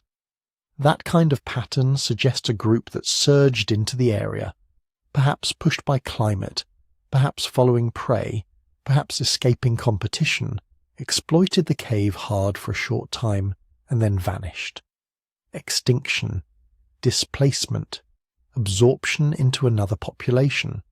The layers don't say how they disappeared, only that they did. To decide between these scenarios, you have to pull the cave's internal timeline out into the wider world. Earth's climate over the last million years is anything but smooth. It's a sawtooth of ice ages and interglacials, long, grinding winters where glaciers expanded and sea levels fell, punctuated by relatively brief warm intervals where forests spread, oceans rose, and deserts sometimes bloomed. We know the rhythm of these swings from ice cores in Greenland and Antarctica, from deep-sea sediments, from the chemistry of stalagmites in caves half a world away. Oxygen isotopes, trapped greenhouse gases, dust layers, all the slow beats of the planet's breathing. When you line up the cave dates against that backdrop, patterns emerge. If the earliest occupation by our mysterious hominins sits at the tail end of a severe glacial period, you might be looking at a group pushed into marginal refuges as their usual habitats shrank. If a later layer with the same bones and similar tools falls within a warm interglacial, maybe they expanded outward again, using the cave as a seasonal stopover on wider migrations. Pollen and phytoliths from the cave sediments fill in the local picture. A dominance of grass pollen, certain types of silica bodies from savanna plants, and the bones of open country herbivores point to a steppe-like environment. A shift toward tree pollen, forest phytoliths and woodland animals tells you the hills outside were cloaked in different vegetation when these people last walked into the darkness. Overlay that ecological map on the genetic and anatomical story, and you can start to see whether this lineage was tracking particular environments, stalking herds across emerging river valleys after ice retreat, or retreating into caves when aridity turned the surface into a dust-blown wasteland. Sometimes the surprise isn't the pattern, it's the date itself. Every so often, a bone from a layer you assumed was one age comes back from the lab with a number that makes everyone sit down. Too old. Too young. Out of sequence with the tools above and below it. Suddenly, the neat migration story you believed last year doesn't quite work. If a fragment with this cave lineage's DNA turns out to be, say, 100,000 years older than the earliest modern human fossils in the region, a door opens. Did this group reach here first? Did they play the role you used to give to Neanderthals or Denisovans in that corridor? You don't have to throw away what you know about those other species. You just have to redraw the arrows on the map. The same thing happens in reverse. A surprisingly young date for a strange skull buried deep in the sequence can mean that this lineage survived much longer than anyone thought, overlapping with our own species not just in abstract evolutionary diagrams, but in real landscapes, real valleys, maybe real contact. But a single shocking number is not enough. Dating is as messy as DNA. Different materials date differently. Charcoal from a hearth might be older than the occupation itself if people were burning ancient wood. Bones can move down through cracks or be dragged up by burrowing animals. Floods can redeposit older sediments above younger ones, flipping the order like a shuffled deck. That's why scientists rarely trust one clock. They layer methods, radiocarbon where it still works, uranium series on the calcite crusts that sealed a layer, luminescence on the quartz grains in the sediment, magnetostratigraphy, the pattern of tiny magnetic reversals frozen in minerals if the sequence reaches far enough back. Each method has its own error bars, its own biases. Overlapping them is like triangulating a signal. When dates conflict, the response isn't to pick a favourite, it's to ask what the conflict is telling you. Did someone sample a disturbed patch of sediment without realising it? Did water move bones vertically through the layers? Is there a reworked lens, material eroded from older deposits upslope and washed into the cave much later? New excavations target undisturbed profiles, looking for cleaner stratigraphy. Micromorphology, thin sections of sediment examined under microscopes, reveals whether the layers were laid down gradually or dumped in sudden events. Bayesian models take all the dates, all the stratigraphic information, and test different temporal scenarios. Which ones fit the data best? Which ones strain the probabilities past breaking? Slowly the mess resolves, not into a single straight line, but into a braided river of occupation pulses and absences. Times when the cave was crowded, times when it echoed only with dripping water, periods when our strange lineage was present, others when it's absent, and still others when the genetic signals from different human groups overlap in the same layers. The end result isn't a clean timeline pinned neatly on a classroom wall. It's a living, shifting map of possibilities, constrained by physics, chemistry and sediment, but alive with human contingency. And somewhere on that map, our species steps into the picture, not as a sharp, sudden replacement, but as another wavy line threading through the same climatic swings, the same landscapes, the same caves. When you place the arrival of Homo sapiens in this region on top of the cave's layered history, the question stops being when did we get here and becomes who was already waiting in the dark when we arrived. For a long time we told ourselves a simple story. There was before us and us, a ladder. At the bottom, something ape-like, a few intermediate rungs with names like Homo erectus, maybe Neanderthals, standing politely off to one side. At the top, modern humans, fully formed, unique, inevitable. Find a strange bone in a cave and the instinct is to ask, where does it go on the ladder? Is it a new rung, a missing rung, a dead-end rung that breaks off halfway up? But the more caves we open, the less that picture holds. What sites like this are forcing us to admit is that human evolution never looked like a ladder.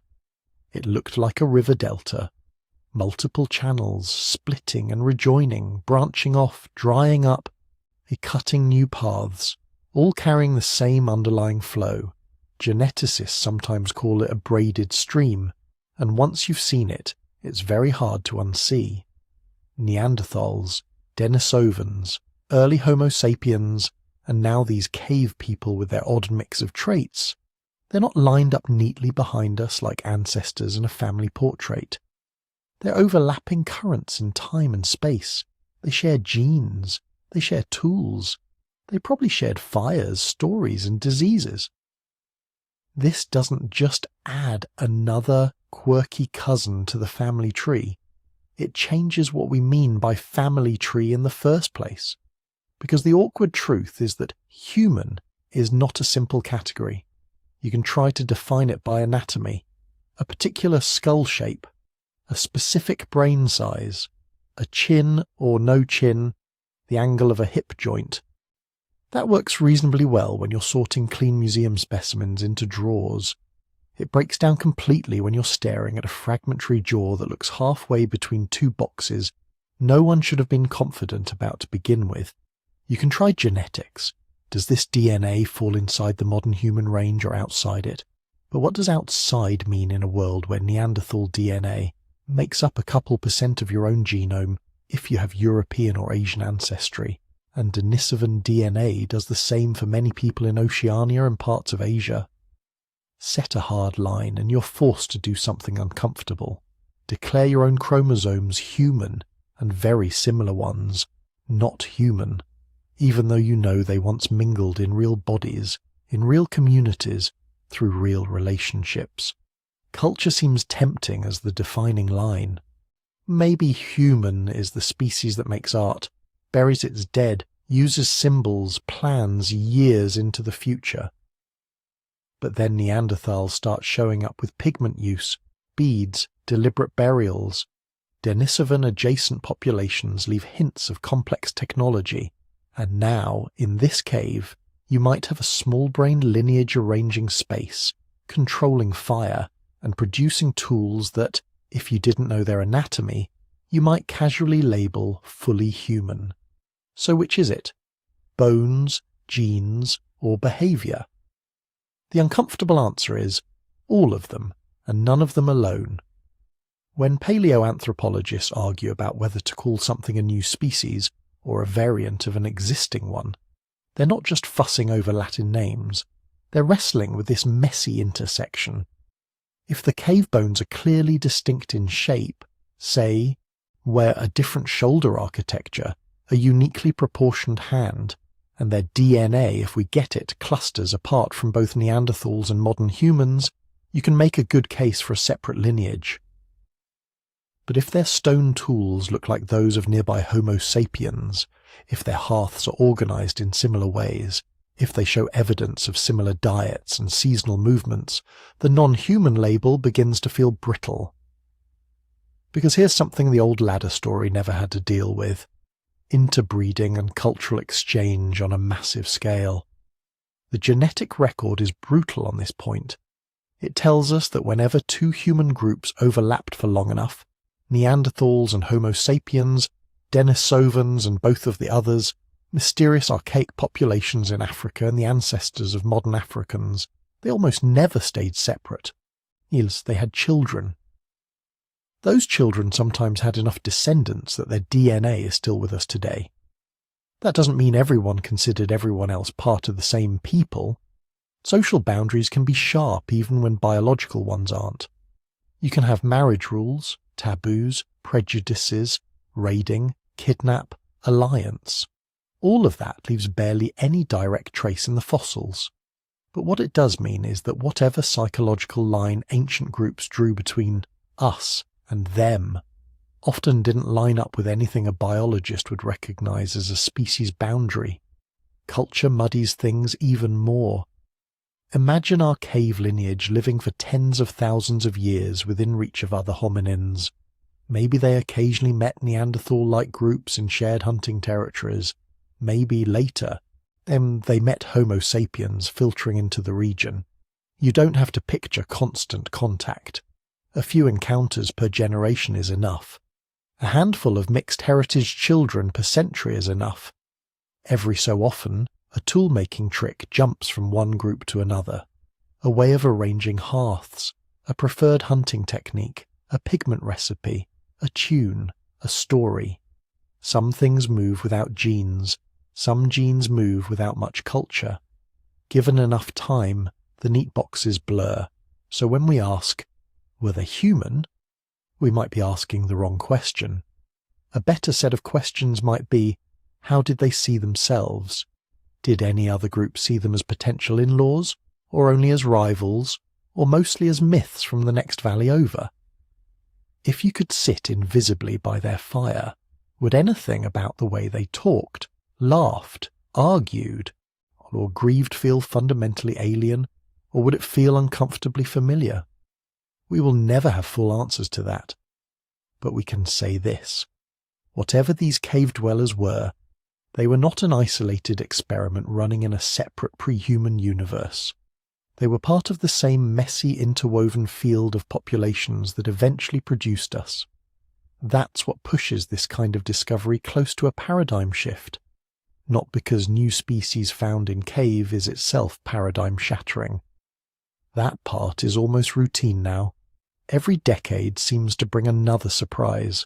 Homo floresiensis on an Indonesian island, Homo naledi in South Africa, Denisovans reconstructed from a single finger bone and some teeth in Siberia. If the bones in this cave do represent another distinct lineage, it will be exciting, but it won't, by itself, overturn everything. A genuine shift happens if sites like this collectively force us to rethink the underlying model. If we move decisively away from a single line leading to us, to a long period where several different kinds of humans coexisted, interacted, and collectively generated what we now call humanity. If we're compelled to see traits we considered ours emerging multiple times, in multiple lineages, sometimes in parallel, sometimes shared by contact, rather than flowing smoothly up one ancestral pipeline. If we have to admit that key elements of modern human behavior, symbolic thought, complex social structures, maybe even language in something like its full richness, might have roots in groups that are not strictly our species, and that some of those roots run through lineages that went extinct, that would be a deeper change than adding a new name to a branching diagram. It would mean that being human is not a badge pinned to Homo sapiens alone, but a zone of possibility in which several closely related species participated. That our particular branch is the one that survived, not the only one that mattered. It would also clarify what counts as refinement instead of revolution. If this cave's occupants turn out to fall within a known lineage, say, an unusual local form of Neanderthal, or a Denisovan-like group with some unique adaptations, then the story doesn't flip. it bends. We extend a range here, adjust a date there, recognize that a species occupied more environments than we realized, or held on longer than we thought. Those are important corrections. They change maps in textbooks. They tweak models of migration. But they don't force us to throw out the braided stream view. They strengthen it. Each new data point fills in another channel in the river. If, on the other hand, the anatomical oddities hold up, the genetic evidence, if we ever get it, shows long-term separation, and the archaeological context supports a sustained, distinct cultural trajectory, then we might be looking at something more profound, a lineage that sat alongside us, trading genes and maybe ideas for an extended stretch of time, a lineage that complicates any attempt to draw a clean line between our mind and their mind. In that case, the story of being human starts to sound less like the rise of a single chosen species and more like the outcome of a long, crowded experiment in what big-brained primates can become under different conditions. We, Homo sapiens, are one result. Neanderthals were another, Denisovans another, the cave people perhaps yet another. Each tried different ways of solving the same brutal problems: how to feed children through bad winters, how to cooperate and compete, how to remember where the water will be when the rains fail. Most of those solutions didn't lead to a present-day species, but their success or failure still shapes us. We carry genes from some of them. We carry cultural legacies, technologies, patterns of land use that may have originated outside our direct ancestral line. And even where we don't carry anything concrete, we are still part of the same story, written into the same planet-sized experiment. The cave, in other words, doesn't just tell us that someone strange lived here long ago. It tells us that our identity, what we mean when we say we, has always been wider, messier, and more entangled than we were comfortable admitting, and it raises a quieter, more unsettling possibility. If this much complexity can hide in one cave, on one hillside, in one region of the world, how much else is still buried, waiting to argue with our sense of uniqueness? Not everyone is ready to rewrite the story on the basis of a few bones from a damp cave. Inside the field, the first reaction to something this odd is almost never, "New species." It's, "Okay, what's wrong with this picture?" Start with the most conservative move, pathology. Maybe these skeletons, or fragments of skeletons, aren't representatives of a whole population at all. Maybe they're outliers. Individuals with developmental disorders, severe nutritional stress, childhood disease that warped growth, injuries that remodeled bone. It's not a crazy idea. We know that rickets, for example, can curve long bones and distort pelvises. Some cranial disorders can thicken bone, shrink brain cases, or change the shape of the face in ways that look startlingly primitive. There are modern people alive today whose skeletons, viewed in isolation, would look like they dropped out of a very ancient chapter of our story. So a serious skeptic will ask, are we sure we're not building a whole new lineage on the basis of a few unlucky individuals? To test that, researchers go hunting for pattern. If you have multiple individuals from the same site, do they all show the same odd mix of traits? Or is each one weird in a different way? Do the left and right sides of a single skeleton match? Or is the asymmetry you'd expect if disease had hit the growth plates unevenly? Are the joints consistent with normal loading over a lifetime? Or do they show the kind of stress you might see in someone compensating for a crooked limb? They'll compare measurements against large data sets of known variation in humans, Neanderthals and other fossils. Plot bone lengths and angles on graphs. Ask whether these cave bones fall outside the range of normal, or just at an unusual edge of it. If pathology can explain everything, if every oddity could plausibly be chalked up to disease, developmental anomaly or trauma, the new species claim starts to wobble. If, on the other hand, the weirdness is consistent across individuals, symmetrical and tuned to function, hips that are odd but clearly built for walking a certain way, hands that are strange but clearly optimized for a specific kind of grip. Then pathology becomes a less comfortable fit. Diseases tend to break bodies in random directions. Evolution tends to make them weird in purposeful ones. The next skeptical move goes even broader. Sample size. How many individuals are we really talking about? Paleoanthropology is notoriously a science of crumbs. A jaw here, 3 teeth there, a partial skull if you're very lucky. It's entirely reasonable to say you can't name a whole new species from half a mandible and a couple of toe bones. And in fact, there's a long-running argument in the field between splitters who are willing to carve out new species on fairly subtle differences, and lumpers who insist that most of those differences fall within normal variation of known groups. Skeptics will point out that living humans vary wildly. Some populations are more robust, others more gracile. Body proportions change with climate. Diet tweaks jaw shape. Lifestyle etches itself into bone. Take a very small, possibly inbred cave-dwelling group with an unusual diet and a rough life history, and you might get skeletons that look distinctive without representing a long, separate evolutionary path. Testing that isn't as clean as running a lab assay. It's more a matter of statistical humility. Researchers will usually hold back from making bold claims if they're dealing with only 1 or 2 partial individuals. They'll focus on describing what they see, comparing it to other fossils, and laying out possibilities. New species, regional variant, pathological individuals. Then they wait, sometimes for decades, for another cave, another hillside to yield more bones that either match the pattern or erase it. Behind all of that is an even more basic question. Are we sure the bones and artifacts we're talking about even belong together? That's the mixing of layers problem. Caves are not filing cabinets. They're active environments. Sediment falls from ceilings, washes in from outside, gets dug up by burrowing animals, disturbed by later human occupants. A single square meter of cave floor can contain material from tens of thousands of years, folded and jumbled by time.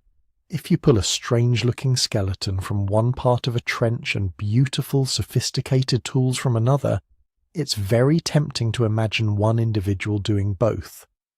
But if those tools actually come from a layer a meter above, laid down 10,000 years later, you've just invented a culture that never existed. Skeptics lean hard on this. They'll comb through the excavation records, look at section drawings of the layers, ask how clearly separated the strata were, how carefully they were dug. They might come back to the site with ground-penetrating radar, microstratigraphic sampling, and high-resolution dating techniques trying to reconstruct the cave's history in millimeter slices. In the lab, they'll use methods like micromorphology, looking at sediment under a microscope to see whether layers have been disturbed, and uranium series or optically stimulated luminescence dating right on the rock or soil, cementing bones in place. If different pieces of the supposed new species package turn out to be different ages, belonging to different occupation phases, the integrated story starts to unravel. Finally, there's the plain possibility of misidentification. Teeth, for example, can be treacherous. Some primate molars look surprisingly human under the wrong lighting. Pieces of animal bone can mimic human fragments. Even among hominins, a juvenile of one species can resemble an adult of another. A partial pelvis might be called female when it's actually male, or vice versa. Changing interpretations about childbirth and body size. To test this, bones get passed around like suspect artifacts in a crime lab. CT scans, 3D surface models, and virtual reconstructions let experts from around the world manipulate the material without ever touching the original. Comparative anatomists line up the shapes against huge digital libraries of known specimens. Sometimes initial identifications hold, sometimes they crumble under closer scrutiny. and what was trumpeted as a unique human trait turns out to belong to a large monkey or a badly crushed Neanderthal. All of this nitpicking and second-guessing can sound, from the outside, like an attempt to squash an exciting discovery. From the inside, it's how the field breathes. Every new claim is treated, at least by some colleagues, as a hypothesis to be attacked from every angle. Not because anyone enjoys being a killjoy, but because a mistake at this stage can send a whole research program and a whole public narrative veering off into fantasy. And this is where the media enters, usually at a different speed. A cautious sentence in a technical paper might read, "The assemblage is consistent with, but does not conclusively demonstrate, of the presence of a distinct hominin lineage with a mosaic of archaic and derived traits." By the time it hits headlines, that often becomes, "New human species discovered in cave." The words that matter most to scientists, consistent with, does not conclusively demonstrate, possible interpretation, are the first to get shaved off in translation. They don't fit in thumbnails, they don't sell. Meanwhile, internal debates, lively, technical, often unresolved, get flattened into "some experts disagree," as if it were a simple personality clash rather than a process the whole discipline depends on. This distortion cuts both ways. On the one hand, it makes discoveries look more definitive than they are. On the other, when the inevitable revisions come, when a redating shifts the timeline, or a reanalysis downgrades new species to unusual population, it can make science look flaky or dishonest to people who only saw the oversimplified version. Inside paleoanthropology, disagreement is not a scandal, it's the norm. The reason you have 3 different interpretations of the same jawbone at a conference isn't because someone is lying. It's because the data are thin, the stakes are high, and different researchers weigh the same scraps in different ways. One team might be more impressed by the jaw's distinct shape and argue for a new species. Another might see enough overlap with known Neanderthals to fold it into that group. A third might point to the tool assemblage in the layer above and say, "Let's wait until we've sorted out the stratigraphy." Over time, sometimes faster than you'd think, sometimes painfully slowly, evidence accumulates. New sites turn up similar bones. DNA sequences get pulled from previously silent fossils. Dating methods improve and tighten the window of when these creatures lived. Gradually, the wild range of possibilities narrows. So what would really move the needle, one way or the other, for our cave dwellers? On the "yes, this is truly a distinct lineage" side, several things would help. First, replication. Finding more individuals in the same site and in different sites that show the same suite of traits. Not just one odd skull, but a pattern of anatomy. Skulls, jaws, limbs that repeats across multiple caves and multiple time slices. Second, clean context. Clear, undisturbed layers showing that the bones, tools and hearths you're associating really do belong to the same occupation. Tight dating that places this lineage in a specific window of time, distinct from other known groups in the region. Third, genetic or proteomic separation.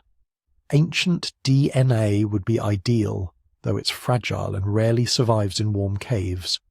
Failing that, ancient proteins can sometimes preserve enough of a molecular fingerprint to tell you whether this population branched off early from the Neanderthal-Denisovan Homo sapiens cluster, or whether it nests comfortably inside one of those.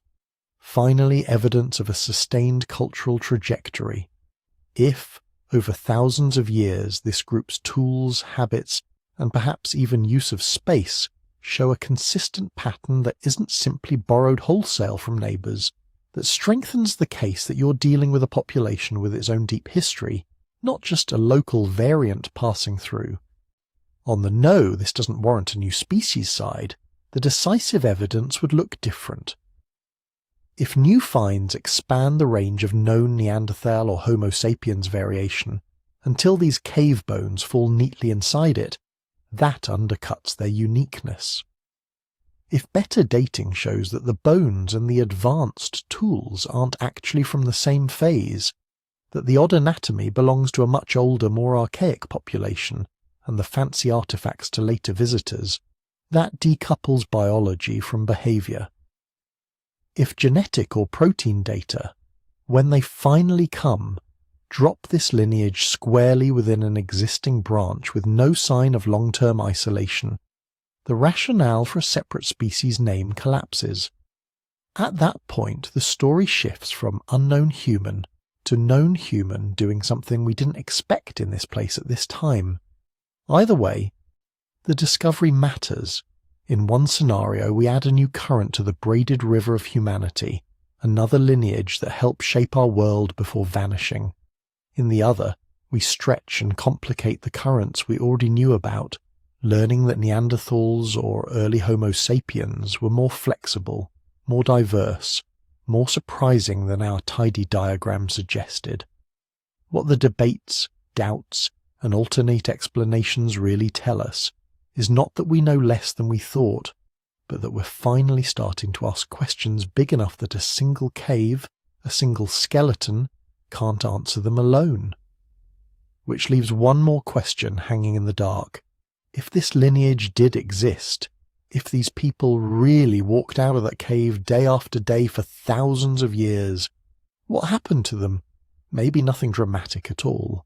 Or maybe that's the hardest possibility to wrap our minds around, that a whole branch of humanity could live, struggle, love, raise children, bury their dead, and then just fade. No heroic last stand, no single cataclysm, just the slow arithmetic of small numbers in a big changing world. To understand how that could happen, you have to picture what it means to be a cave people in the first place. Not cartoon cavemen who live entirely underground, but a population for whom a handful of caves are the stable anchors in an unstable landscape. Deep shelters that stay cool when the outside world bakes, dry when the rains turn everything else to mud, defensible when predators or rivals get too close. The kind of place that from the outside might look like nothing at all. Remote caves are often tucked into awkward folds of topography, up sheer limestone cliffs, behind tumbled boulder fields, halfway along escarpments with no obvious path. If you're not born into the knowledge of where they are and how to reach them, you could walk within a kilometre for your entire life and never know they existed. Layer on ecology, and the invisibility becomes almost guaranteed. Imagine a valley whose main resources are seasonal, herds that pass through for only a few weeks, fruit that ripens all at once and then is gone, rivers that swell and shrink, making some routes impassable half the year. In that world, mobility is the default. Most groups roam. They leave ephemeral traces, campsites that vanish in a season, hearths washed away by floods. A cave-based group is the opposite of that. They're the ones who know that if you follow that narrow ravine that looks like a dead end, and then scramble up the hidden ledge, and then squeeze through the crack that smells of bat guano, you emerge into a cathedral of stone with a flat, dry floor and a chimney that pulls smoke away. They're the ones who've mapped, in song and story and muscle memory, a three-dimensional puzzle no outsider ever sees. If they're small, 20, 30 people at a time, and if they practice tight territoriality around those key refugees, the window for contact with other humans shrinks. You might only cross paths at the periphery, at a hunting ground, a waterhole, a berry patch at the edge of their range. You see a flash of movement in the trees, a set of footprints at the riverbank, a discarded tool with a surprising design. Something uncanny. We're close enough to recognise as human, far enough to register as not us. Under those conditions, actual social mixing can stay minimal for a very long time. It's not that they're literally invisible, it's that the cost of trying to find their heartland outweighs the benefit. Why risk climbing unknown cliffs and navigating unknown rocks when there's easier prey and safer water in the next valley over? Why push into the shadow of a ridge that local stories already say is owned by people who don't talk, don't share, don't marry out. You start to see how, in a continent teeming with other hominins, a cave-adapted group could remain a thread running parallel to the main tapestry, rather than woven right into it. And threads like that, even when they're thin, can leave echoes. One place those echoes might survive is in stories. This is where things get delicate. For a long time, science treated oral traditions and folklore as colourful but unreliable. Nice for background, irrelevant for hard data. That assumption has been quietly eroding. We now know that some Aboriginal Australian songlines encode real coastal geography from before sea levels rose at the end of the last ice age. Pacific navigation chants preserve accurate knowledge of currents and star patterns across thousands of kilometres. In parts of Europe and Asia, myths about stone rain line up eerily well with known meteor impacts. So when local communities around a newly famous cave say, "We've always known this place was different," it's worth listening. You find recurring motifs in mythologies from all over the world. Small people in the hills, wild people in the caves, other nightwalkers who steal food but avoid open confrontation, beings that are human-shaped but not quite human in behaviour. They're given names that translate awkwardly into English: forest grandfathers, mountain children, the quiet ones, the inside people. It's tempting to draw a straight line. Ancient cave population to modern legends about hidden folk. We have to resist that temptation, or at least label it clearly when we're indulging it. Stories are layered things. They pick up fragments of memory, moral lessons, and pure invention. Then they get retold in forms that fit the needs of each generation. A tale about people in the hills who don't speak our language might start as an encounter with a neighbouring tribe and, over centuries, accumulate supernatural elements until it bears little resemblance to its origin. But dismissing those stories entirely is its own kind of mistake. What responsible researchers try to do now is more like triangulation. They don't say, "This legend proves that a separate human species lived here."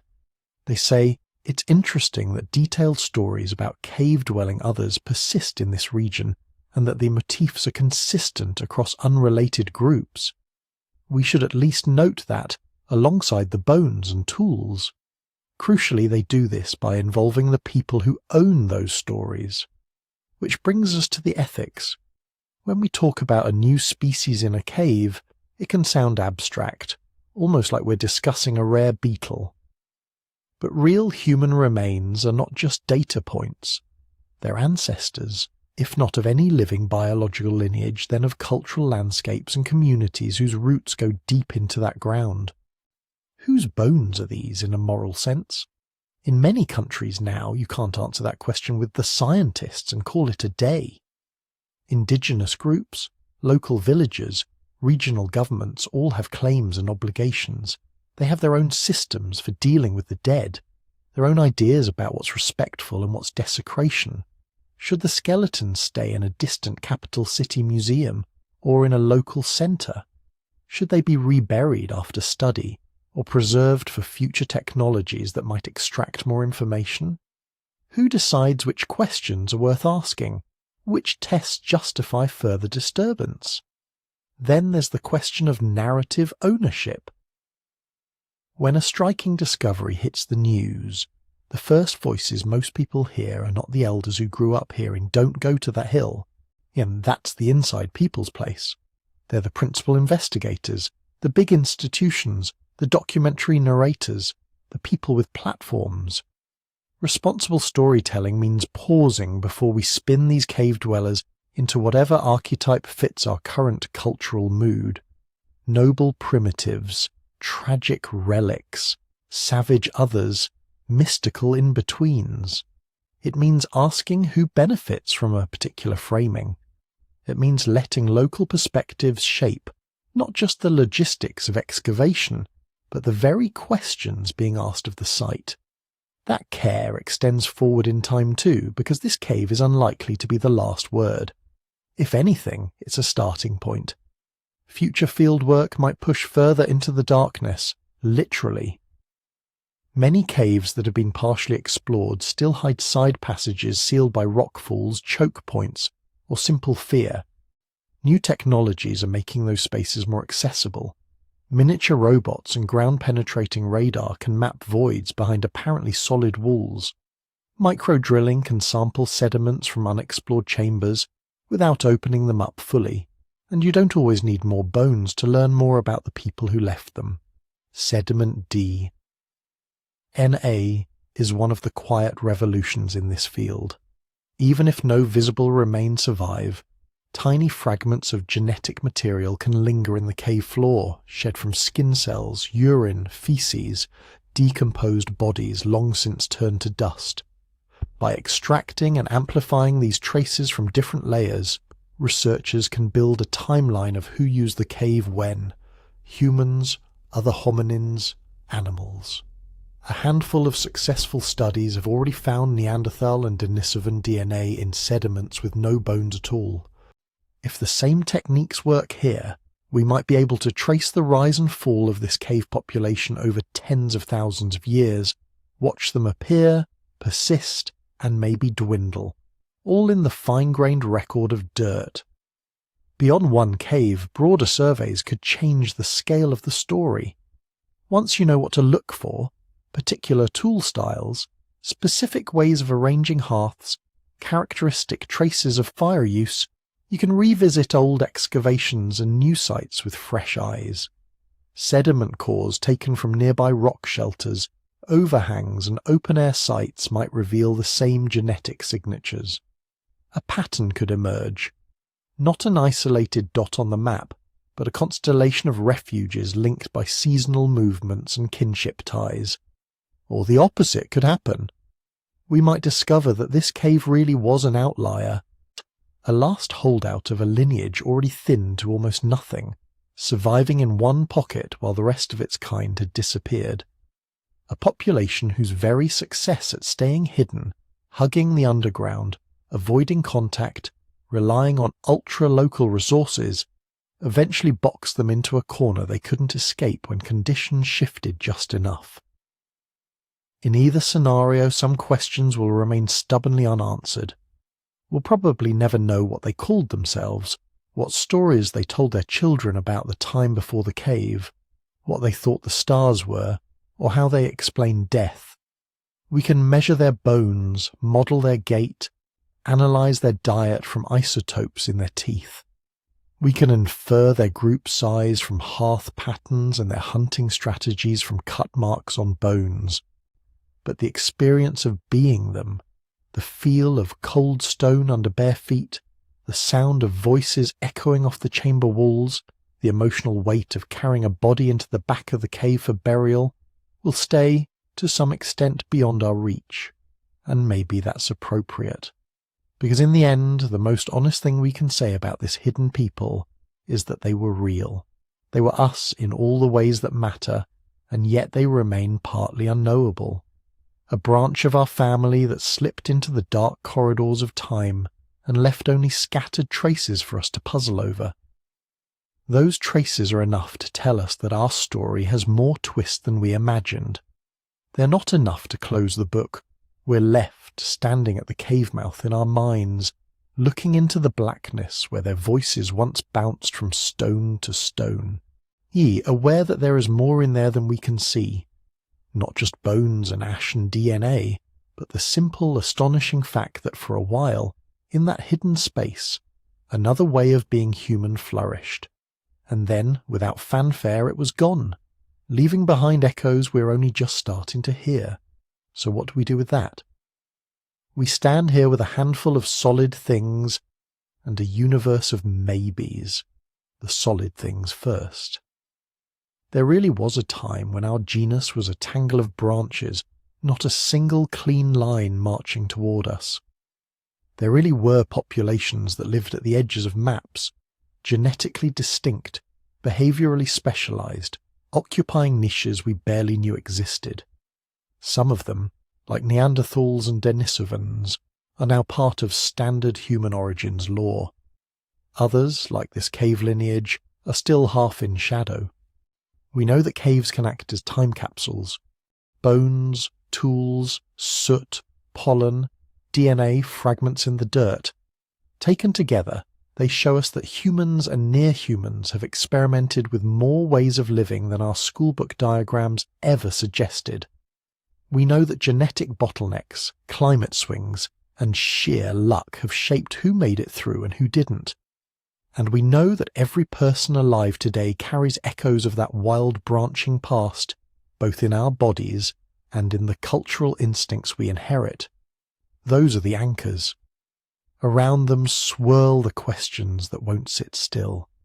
Was this cave population a truly separate species, or an isolated, highly specialized group of ordinary humans who just happened to fall off the main genealogical highway? Were they the last representatives of a much older radiation, hanging on in underground refuges long after their cousins vanished from the surface? How often did they actually meet and mix with other humans, and how much of them, if any, still lingers in genomes we haven't sampled yet? Did they leave a faint fingerprint in the myths about inside people and hill folk and quiet ones? Or are we projecting our hunger for connection onto stories that evolved for other reasons entirely? Even the basic timeline is slippery. A few more dates, a new round of sediment DNA, a single well-preserved skeleton from a neighbouring valley. Any of those could shift the narrative from hidden sister species to forgotten community, or back again. The science here is not a monument. It's scaffolding. It's meant to move as new pieces slot into place, but whatever the final labels, the core message this cave presses on us is the same. Our story as a species was never a straight arrow. It's a river forced through narrow channels, splitting, rejoining, disappearing underground, resurfacing miles away. It's side branches that flourish briefly and vanish, leaving only a change in the current and a few strange pebbles on the riverbed. For a long time, we told the human journey as if it were obvious and inevitable. Apes, early humans, us. This cave says otherwise. It says there were other ways of being human that worked. For a while. Other minds that solved the problems of fire, safety, hunger, kinship in ways we're only beginning to glimpse. Other experiments in language, ritual, technology that didn't lead here, but were no less real for ending where they did. What we do with that, ultimately, is up to us.